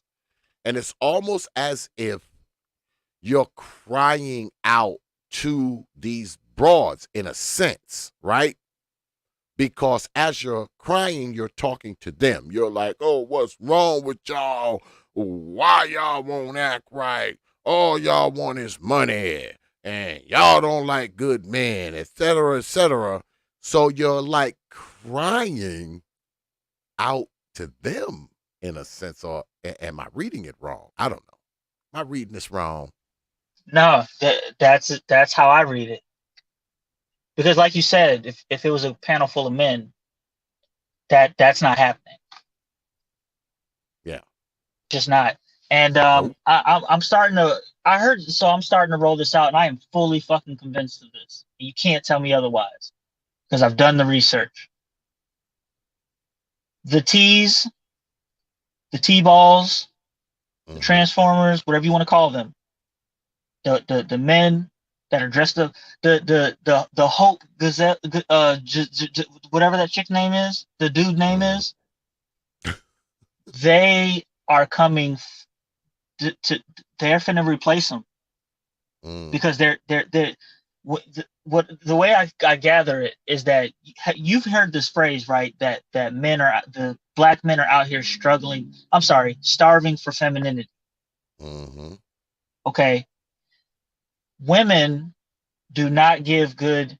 Like, have you seen the reception of women teaching women how to be feminine? Oh God, forget How does that? it. How does that? Okay. Forget it.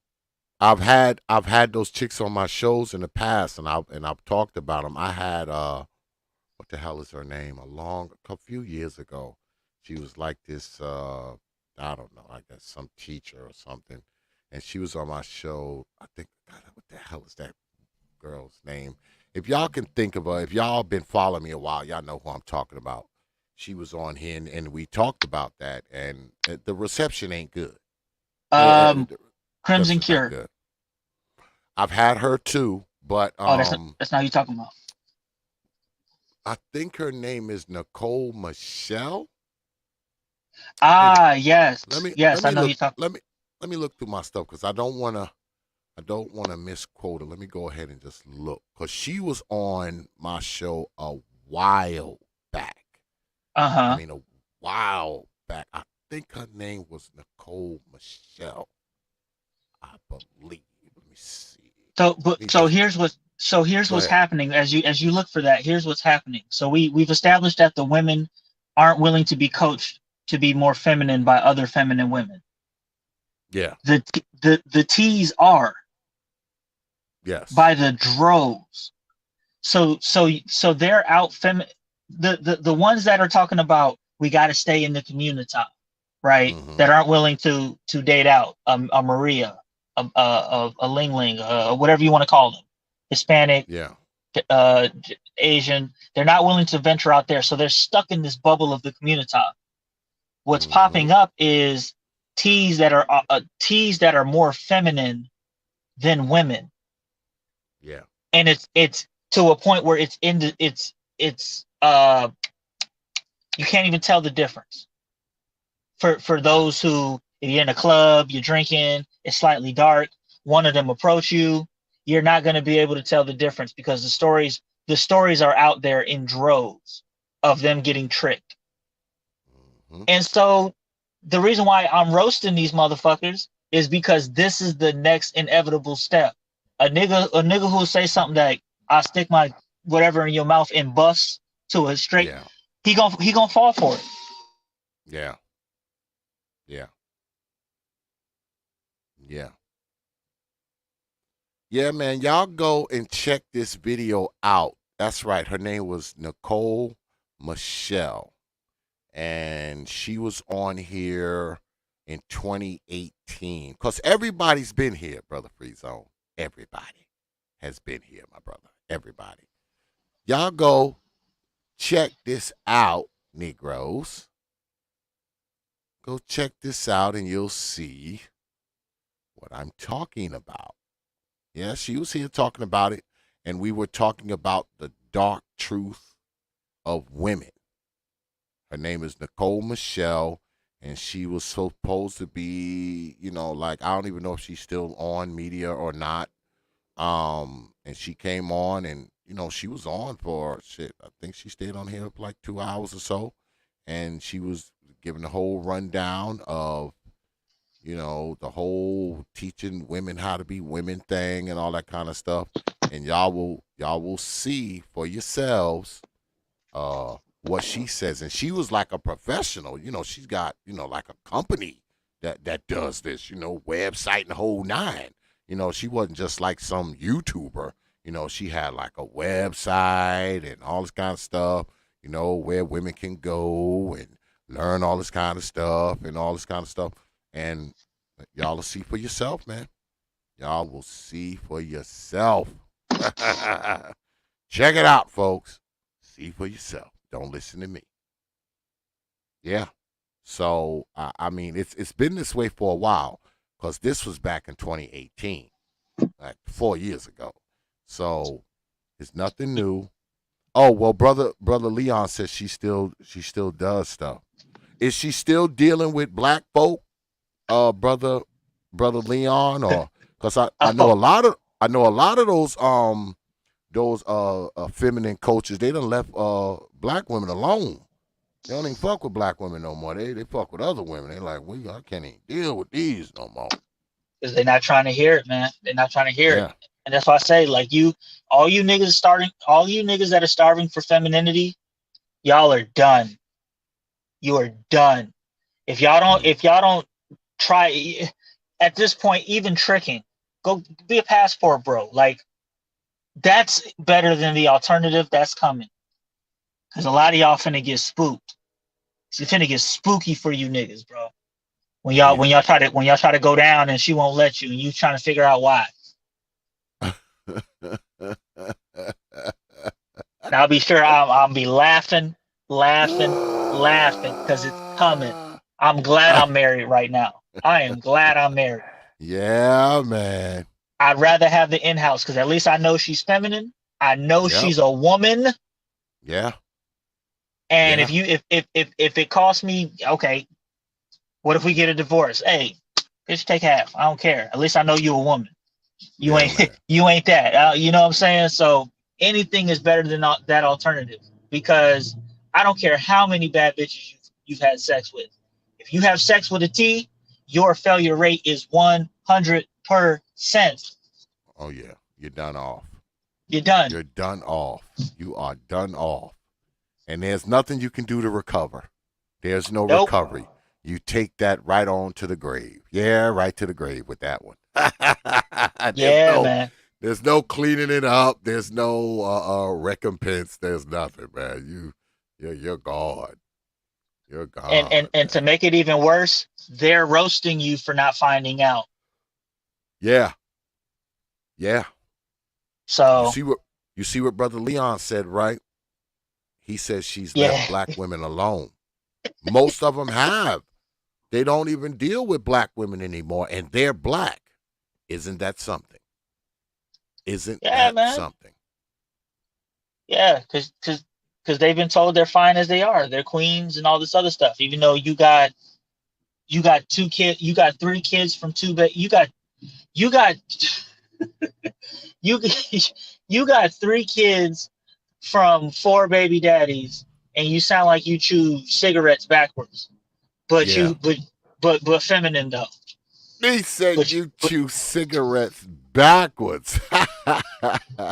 You don't even smoke the Newports. You just eat them. You don't smoke them. You eat them. Eat them, motherfuckers. Like fucking.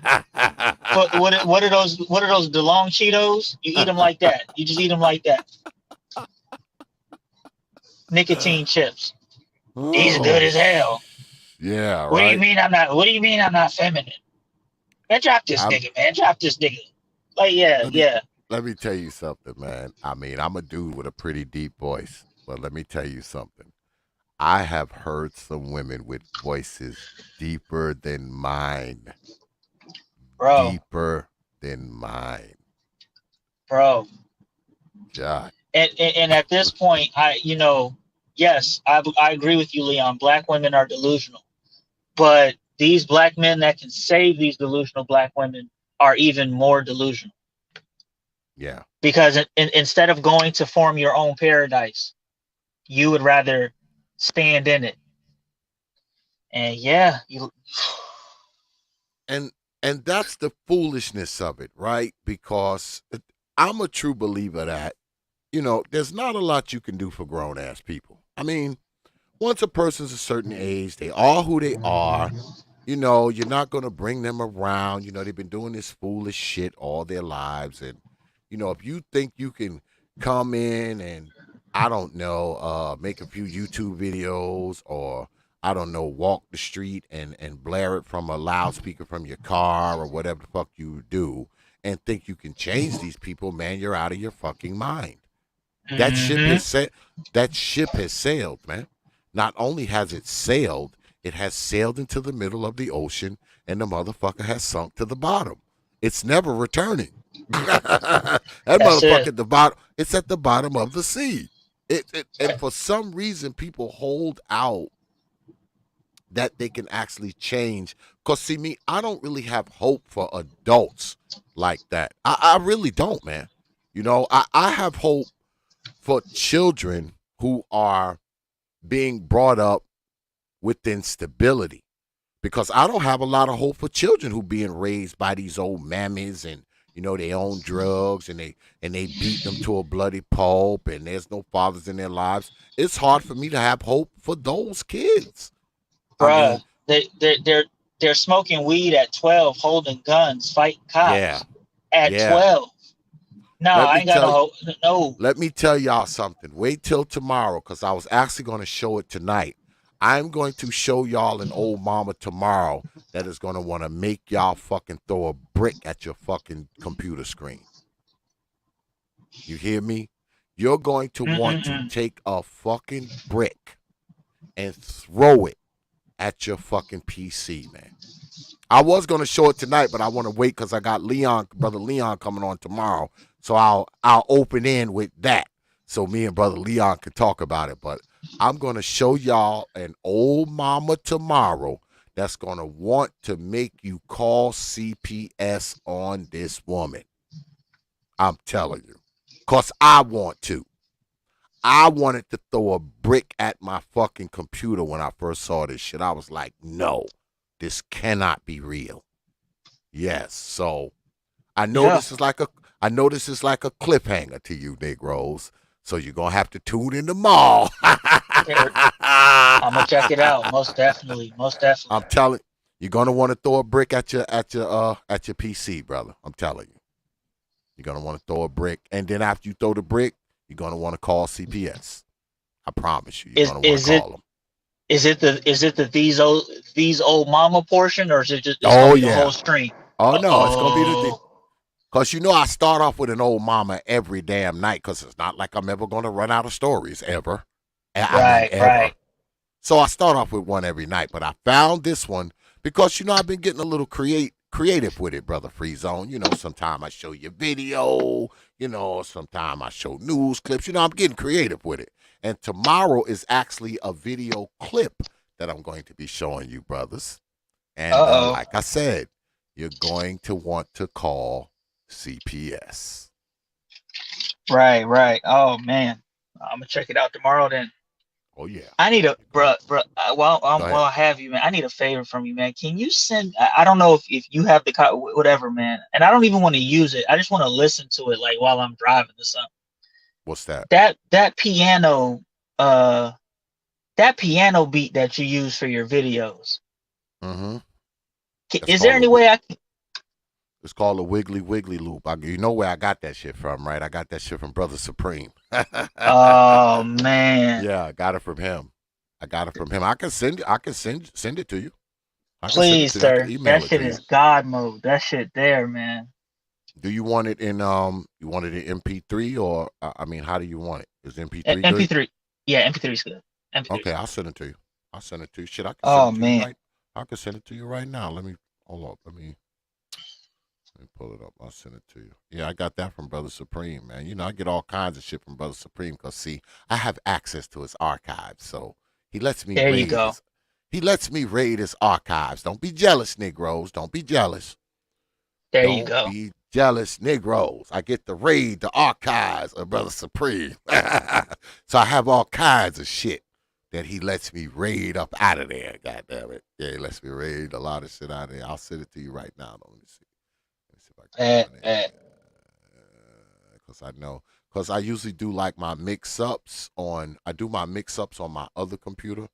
But I think I have it here because I have a, because I got a, you know, I got an external hard drive with a lot of bullshit in it. So let me see.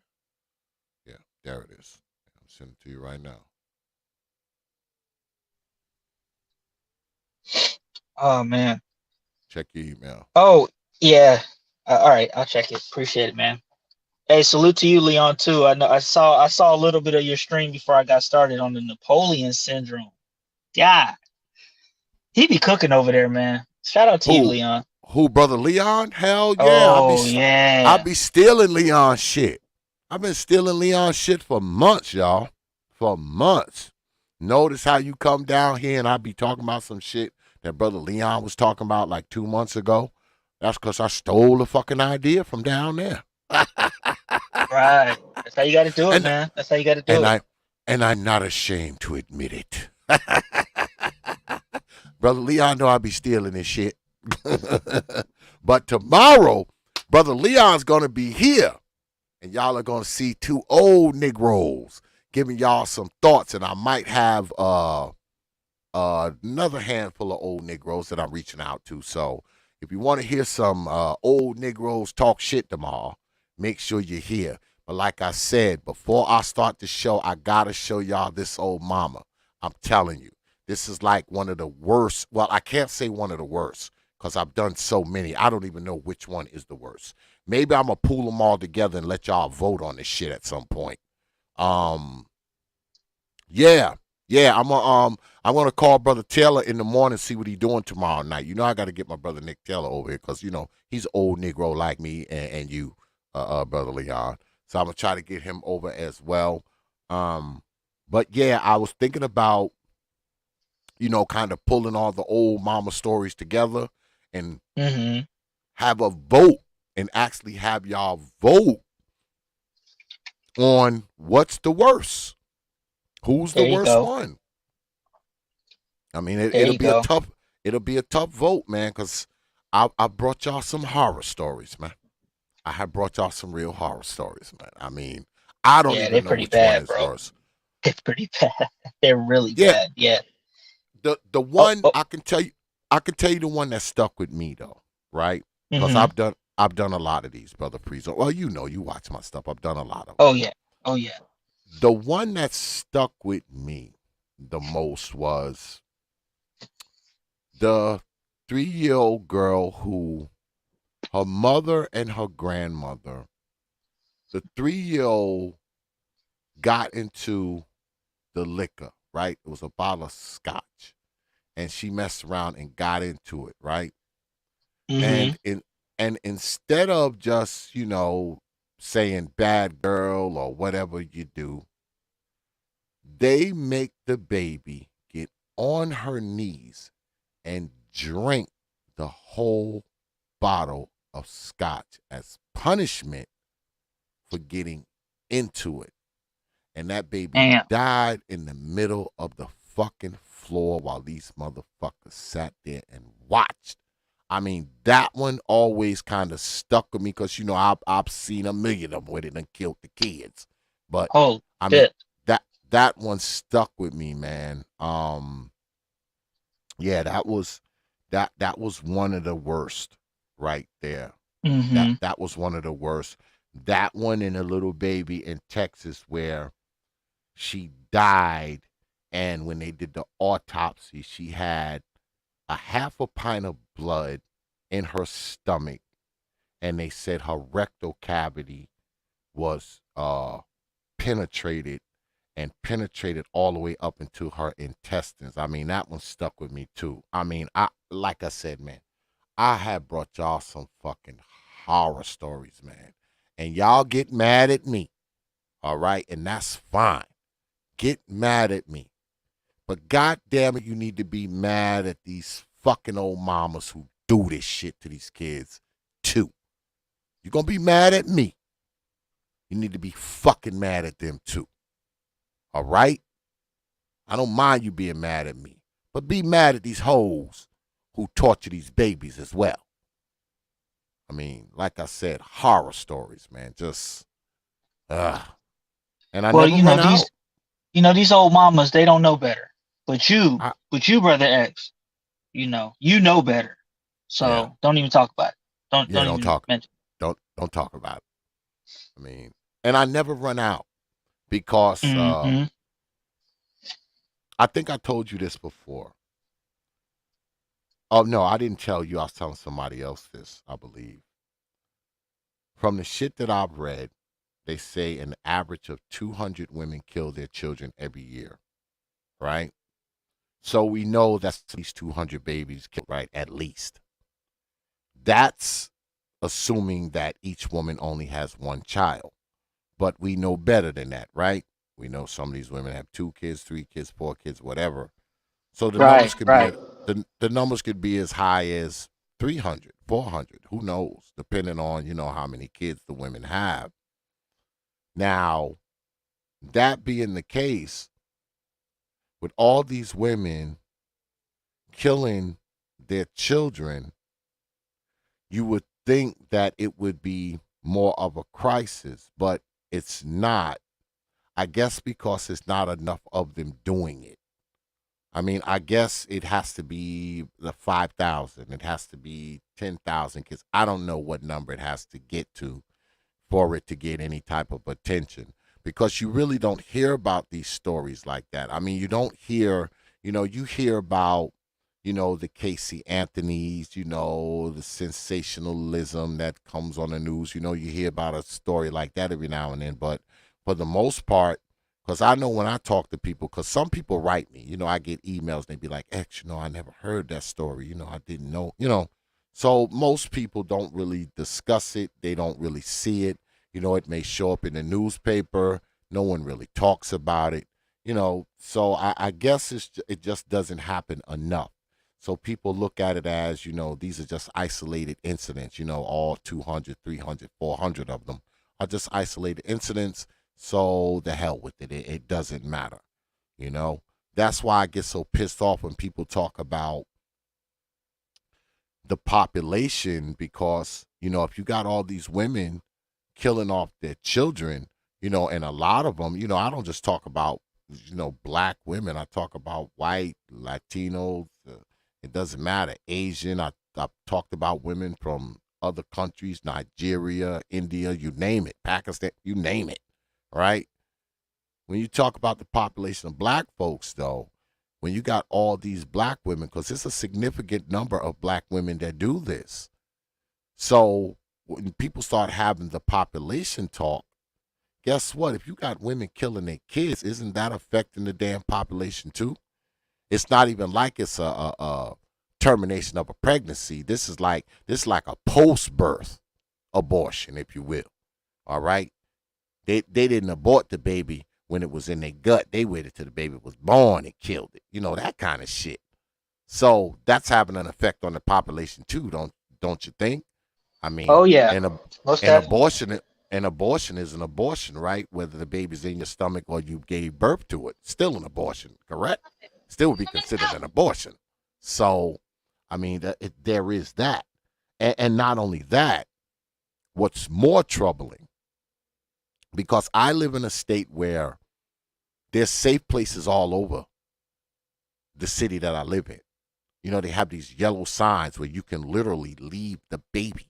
You can leave the baby at the YMCA. You can leave the baby at the fire department. You can leave the baby at the hospital. There's these big old yellow signs. And not only that, on the hospitals, they actually have like these drawers, man, where you can literally put the baby in there, close the drawer, push the button, and walk away, and nobody will do shit to you. You can leave the baby at the YMCA, walk away, no one will do shit to you. Leave it at the fire department, walk away, and no one will do shit to you. So it's like, why do these women kill these children? Because obviously if you kill the children, that means you don't want the kid, right? So you don't want the kid, why not just leave the baby in the fucking drawer? Or leave the baby at the YMCA or at the fire department or, at the safe place. Why not just do that? Because you obviously don't want the baby. Why kill it? I mean, I don't understand. You know, I'm not gonna. I'm not even gonna dig into the psychology of why women do that. But I will say this: I think they know that even if they do kill a kid, there's always a man that can give her another one. And Mm, so, what I'll say is, and it's a stretch, you know what I'm saying? But men, stop fucking these crazy bitches. Stop it. man, I keep telling them, Just, brother Free Zone, just. quit It's climbing like, on top of these lunatics. bro. But you understand the sexist bomb it's out of this Yeah, world. It's like, yeah, yeah. and you know what else is out of this world? Yeah, Her her mind. her fucking mind, bro. So it's like, you know, like I get trying to hold women accountable, but at a certain point you got to realize like you're not going to be able to hold these women accountable. So what's the next best thing that you can do? Yeah, Just not deal with crazy women. yeah, But you know, the maggle's going to do it, and the cycle will continue. And those same maggles will hop on panels and say we need to talk solutions. yeah. And it's just like, all right, cool. So it's like, even if it is the woman's fault, my nigga, she's crazy. Leave her the fuck be. That's Mhm. what they're doing in Asia. In Asia, Yeah, they don't even touch her. yeah, I ain't gonna touch you. yeah. So you know, They stay away from them, man. You know, once because the certain parts of the Asian countries, once a woman reaches to be like 25, 26, she's considered like a throwaway woman or some shit. If she's not married or whatever, that 25, 26, you're finished. You're garbage. You're a throwaway. At 25, God damn it, you're a yep. throwaway. Shit, they need to do that here. If Yeah, you're not married by I'm just 25, thoroughly you're a convinced that throwaway. women are gonna do what you allow them as a man. Um, Yeah. I was Yeah. raised with the mentality that everything that happens as a man is your fault, and Mm-hmm. whether it's true or not, I think that concept should be embraced by many men as possible, because it's not even at this point that women are taking power. Men, it seems like men are freely giving it away. Mm-hmm. Like even the little power that they do have, they give it up. Yeah. And so at that point,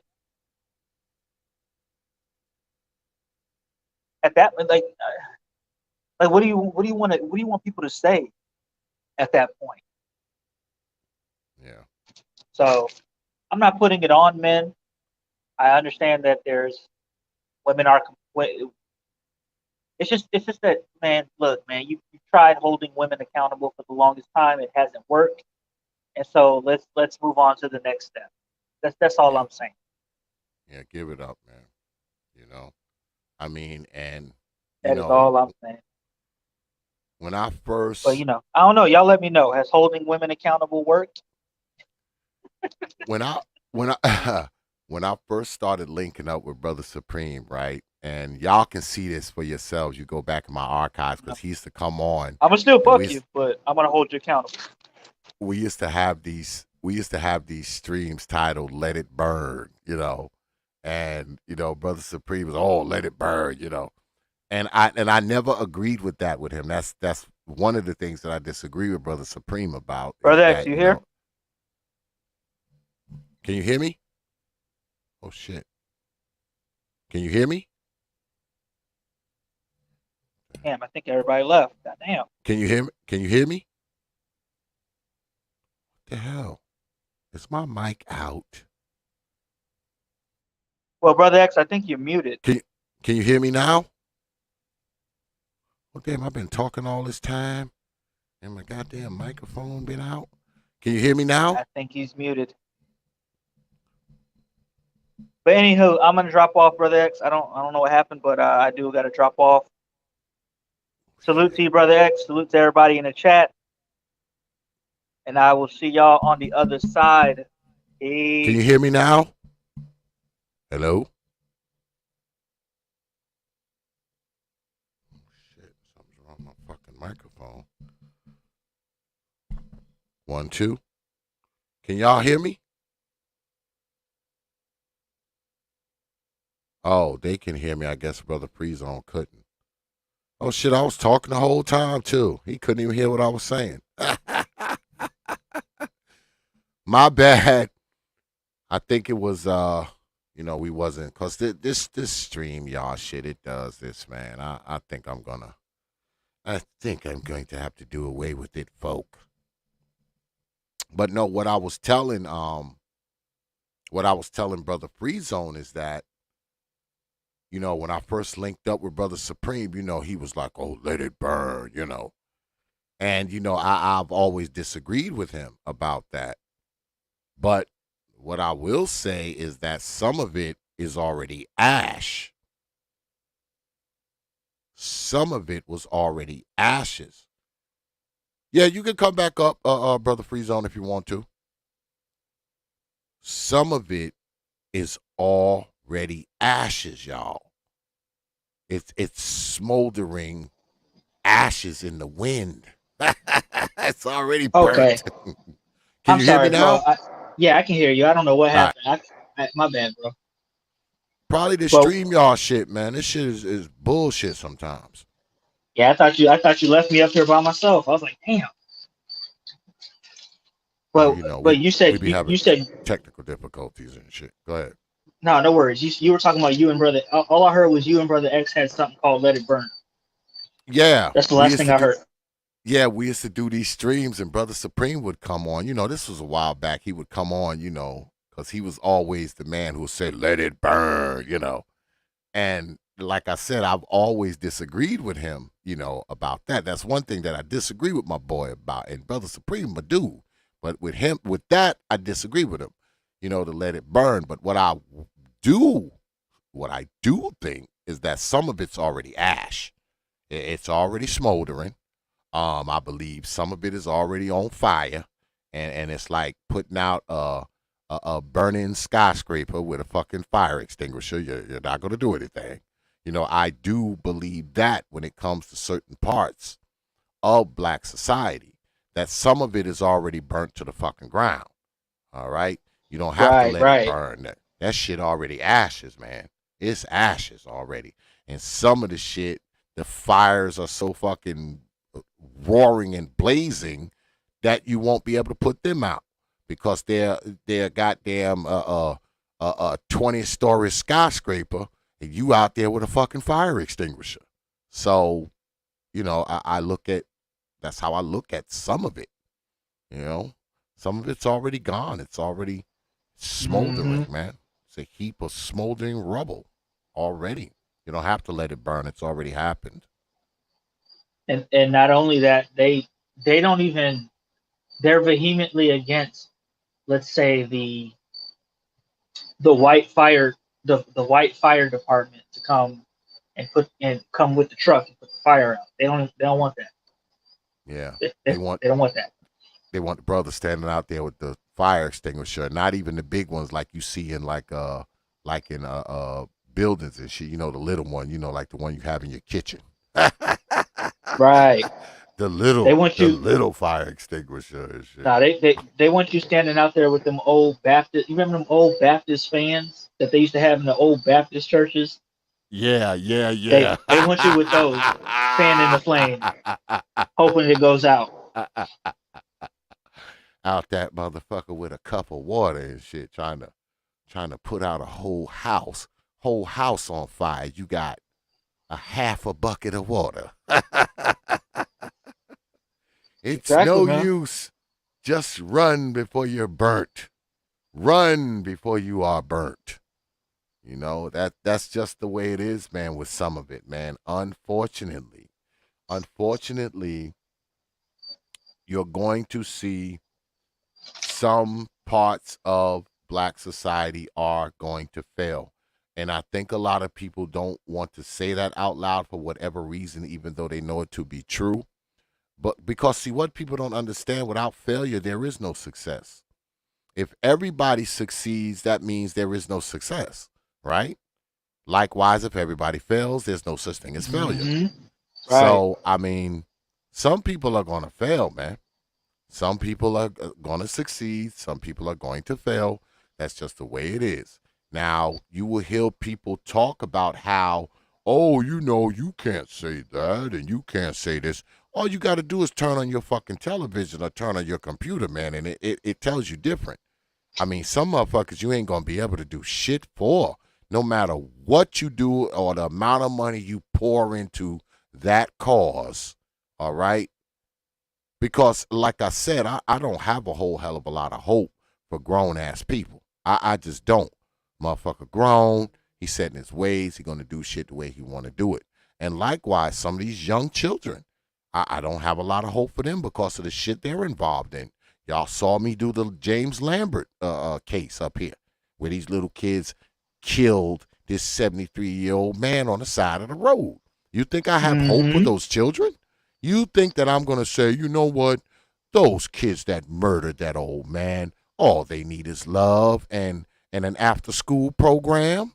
Yeah, right. Yeah, right. I don't believe it. I just don't. And with that whole Safety Act dropping, it's really sealed at this point. Yeah. Yeah. Yeah. I call it the Gotham Act. Yeah. But that speaks to something right then and there, right? Because you actually have to enact a goddamn curfew just to keep these stupid young Negroes from being on the street and doing stupid shit. What does that say about us? That they literally have to put an ordinance on the books in a city to keep little Negroes from running and ripping the streets, acting the fool, committing crimes, killing folks, shooting folks, robbing folks. You mean to tell me you really talking about Big Daddy government now, right? That's Big Daddy. That's Big Daddy government, not just enforcing it on the children, but also on their old mamas. Bro, the crazy part about it is that the curfew is not meant to protect the kids from the city. It's to protect the city from the yes. kids. Protect the city from the goddamn kids. I mean, and you would think the people who are living under that ordinance umbrella would be ashamed of themselves, but they're not. They probably crying racism and it's just doing it to us because we're black.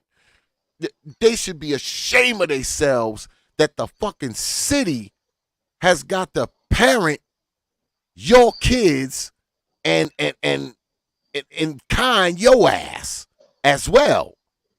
Because now you're under it too, because now you got to keep your fucking little Negroes in the house now. I mean, the city has to be your parent and the kid's parent. Like I said, that's Big Daddy government if I've ever seen it. All right? That is Big Daddy government where they literally have to control the fucking population of Negroes. And like I said, Negroes just gonna cry racism and slavery, and they only doing it to them because they're black and also kind of foolishness. That's what they're going to cry, all right? Not mentioning the crime, not mentioning the killings and all this kind of nonsense that's going. Nope, that doesn't have anything to do with it. It's all racism and bigotry. I'm just glad I don't live around none of that shit, man. Just, That's amazing, bro. Amazing. Big Daddy government. Big Daddy government. But you know, it always takes, because I talked about this tonight when I did this thing here. It always take the good old white man to get Negroes in line, don't it? Always takes the good old white man. It's crazy. Because Negroes can't self-regulate. They need the white man to do it. And that's the reality that they don't want to face. They need the white man. Yeah, They need yeah, him. yeah. They need a good old So white man to help them self-regulate and keep their kids in line and make them stay in the house and so they ain't out committing crimes and also kind of foolishness. It's hmm stupid, man. And all the motherfuckers in that city should be ashamed of their fucking selves. And I'm talking that's about the it. fucking parents. Oh, what am I talking about? Parents, plural. I mean, parent. The parent. Because you know it ain't plural. Ain't no plural nothing. Right, Ain't right. no plural. Parent. It's Yeah, stupid, man. man. It's stupid. And like I said, man, for the government to have to come in, man, and be your kid's father, Oh you yeah. can't regulate that yourself. You can't make sure your kid is in the house at a certain time. You can't make sure your damn kid is off the street. Because these crazy, foolish ass fucking little Negroes live with somebody. It ain't like they black ass got their own apartment. They living with these hoes that raise them. They're allowing these Negroes to be out doing all this kind of shit. Just like they was out 3 o'clock in the morning killing James Lambert. They're allowing it, man. They are allowing it and probably enabling this shit by the way that they raising these fools. I'll tell you, boy. You couldn't pay me to live in one of them fucking places, man. I don't give a fuck what nobody tell me. If I gotta live there, I'd rather live in the fucking woods. Just put me in the woods.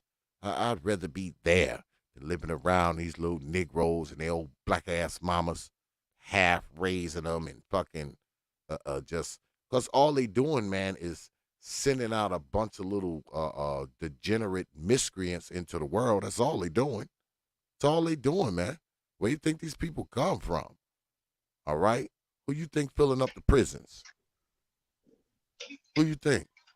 And the cemeteries. Who That's you think it. filling? Who you think filling them up? Who you think filling up the penitentiaries and the cemeteries? All these people who coming from solid families with a father and decent parents. You think that's who filling these graveyards up? Nope. It's just stupid, man. It's coming. It's coming from the class of the most educated. Yeah, that's another thing you hear. You hear about all this education that these women claim to have, but somehow they got the dumbest kids when only 20% of them is reading, writing, counting, doing mathematics on a grade level by fourth grade, and it drops down to 15% once they're in the eighth grade. But they so-called got the most educated mamas, but somehow only 20% of them is reading past the fourth grade level somehow. Like it's amazing, isn't it? It's amazing. And I was reading an article in the hmm newspaper where they were talking about the math and reading scores and how they've dropped, during the COVID time. They said that 9-year-old kids had dropped percentage points in math 7 points between 2020 and 2022. And the largest decline was amongst black and Hispanic students. It says the drop marks the first time math scores have dipped since the test first started in 1973. So kids done declined. There's been a bigger decline in math scores for fourth graders since 1973. Now they say it's due to, the whole pandemic thing.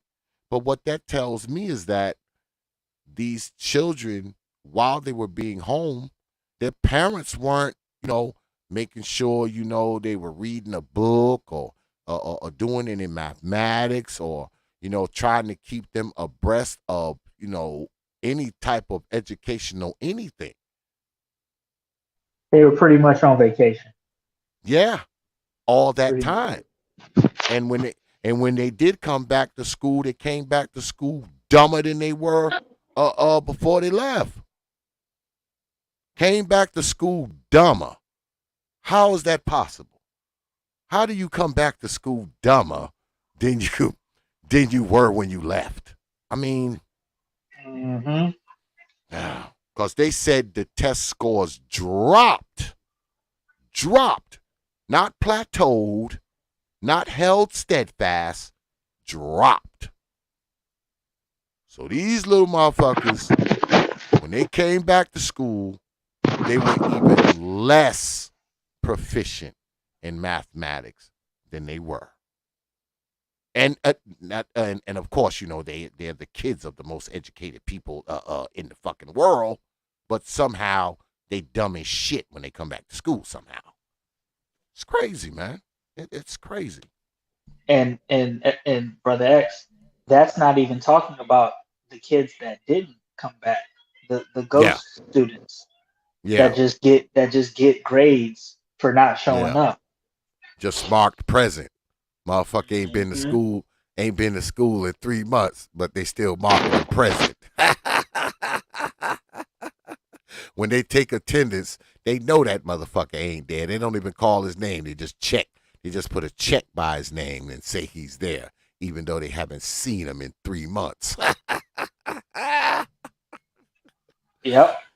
Oh God, man, it's disappointing, man. It's I see why homeboy was crying. God damn it, he's crying because it's so disappointing. Yeah. I see why he's crying. Saying, bro, I was saying, it's hard for me to use the word empathize, but I get it. Yeah, man. I understand. Yeah, I understand, man. I wouldn't do it. I don't endorse it or I don't condone it, but I understand. What's that shit Chris Rock said? I don't condone it, but I understand. Exactly.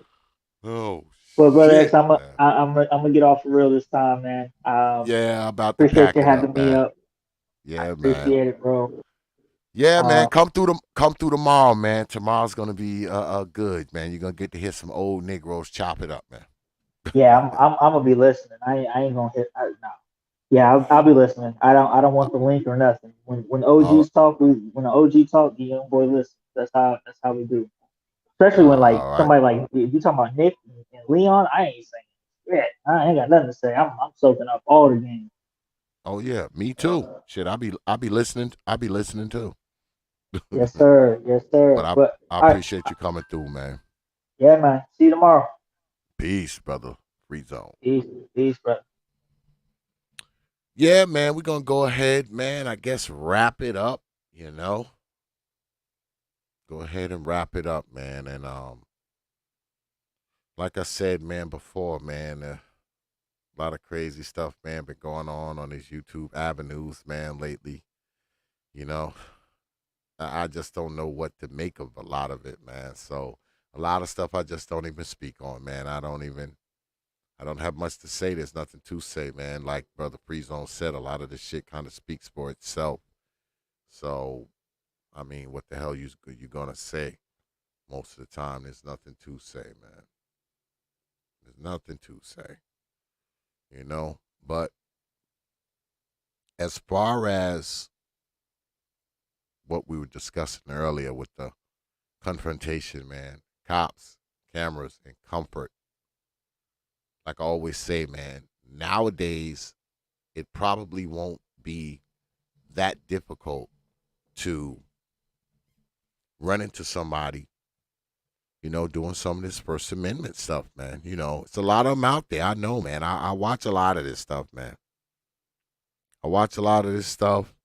I find it quite interesting. These First Amendment guys, man, they go out there with their cameras and they do all this shit. And, I know it aggravates people and it gets on their nerves and all that kind of shit. But the best thing for you to do is to ignore them.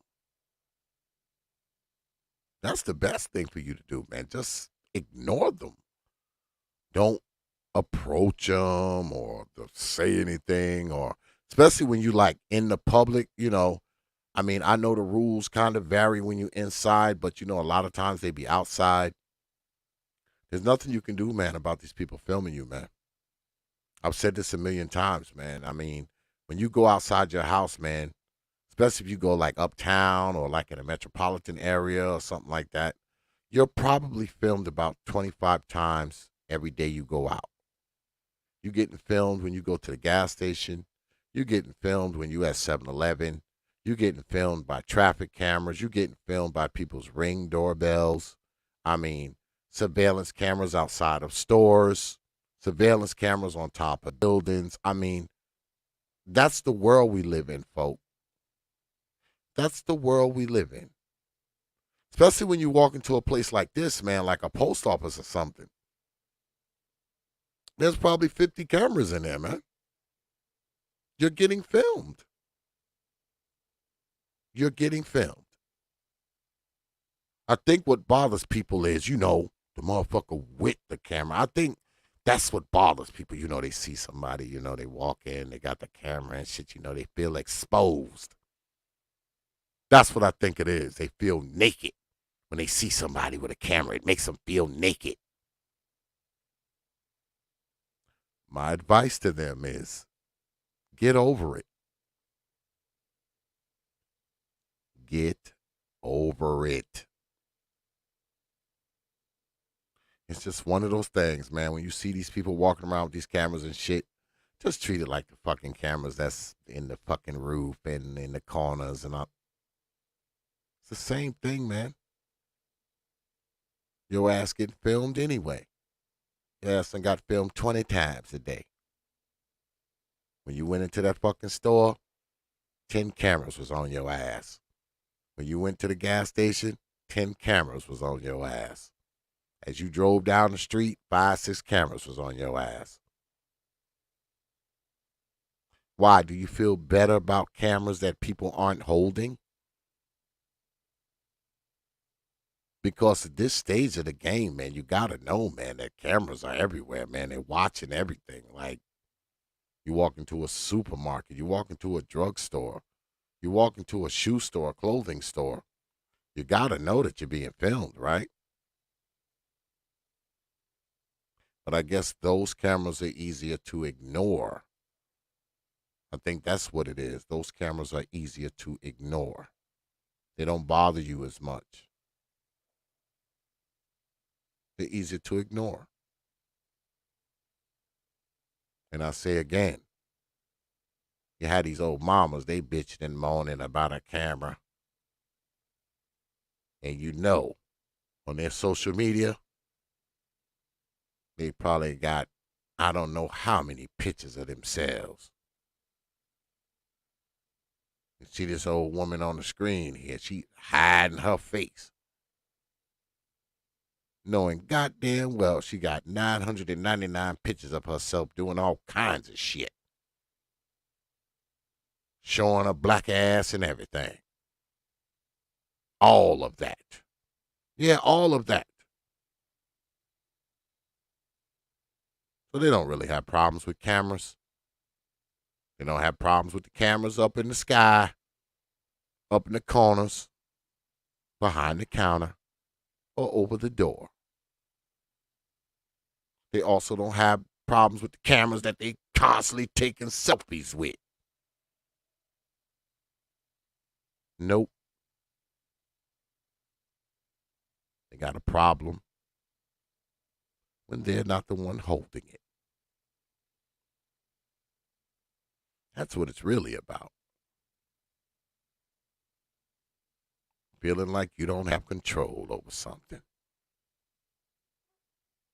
How dare you do this? How dare you take pictures of me? How dare you film me? How dare you? You don't got the right to do that. Yes, they do. Yes, they do. Get used to it. It's been happening for a long time. So it makes no sense to turn it into a confrontation or call the cops because a camera threatens your comfort.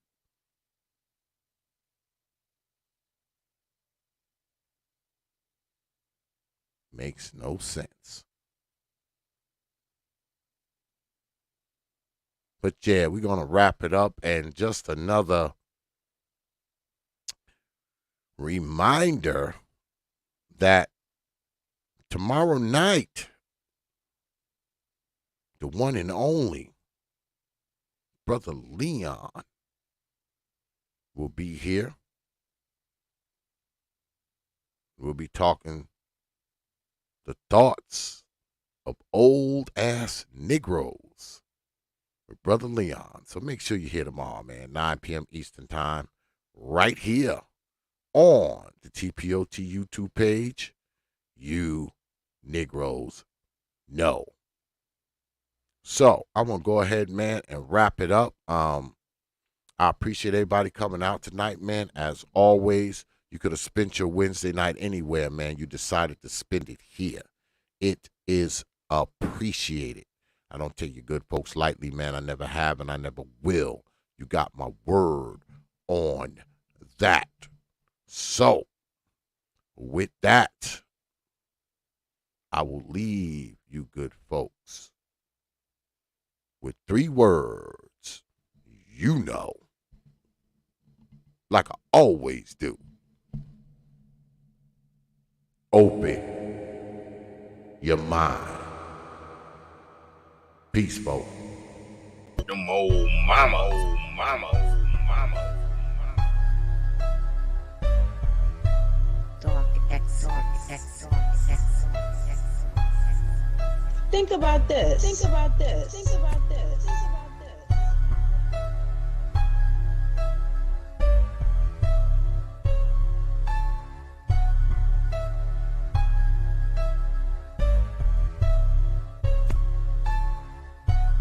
You put that crap down on your shoulder.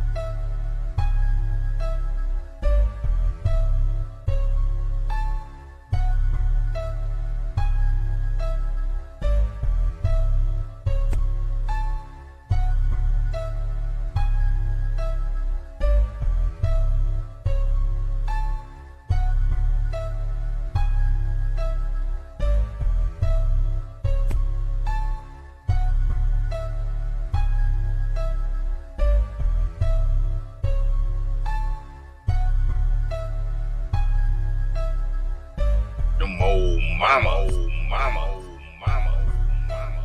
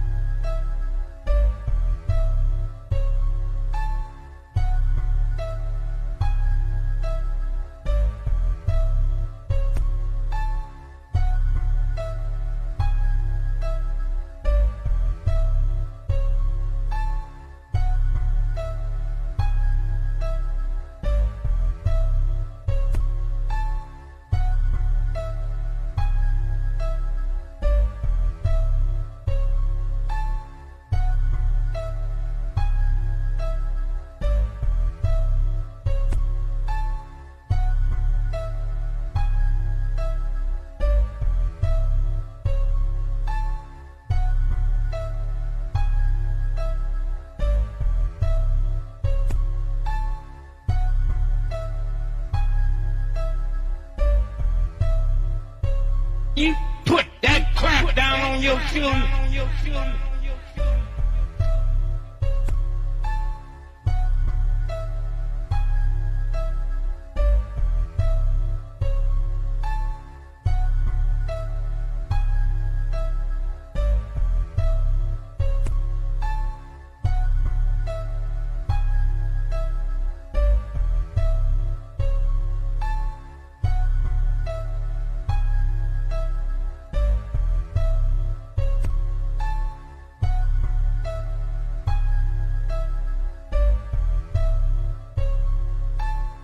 Them old mama.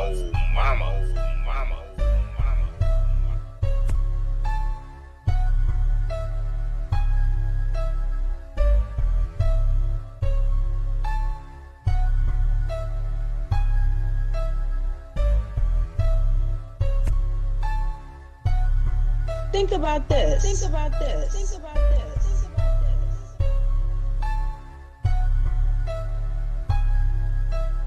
Enough.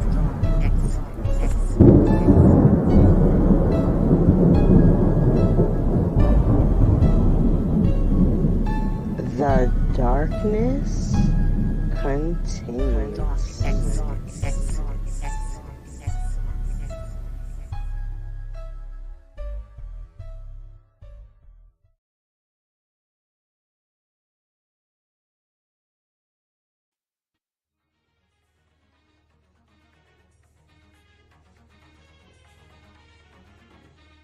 Only from T.P.O.T. Media. Open your mind.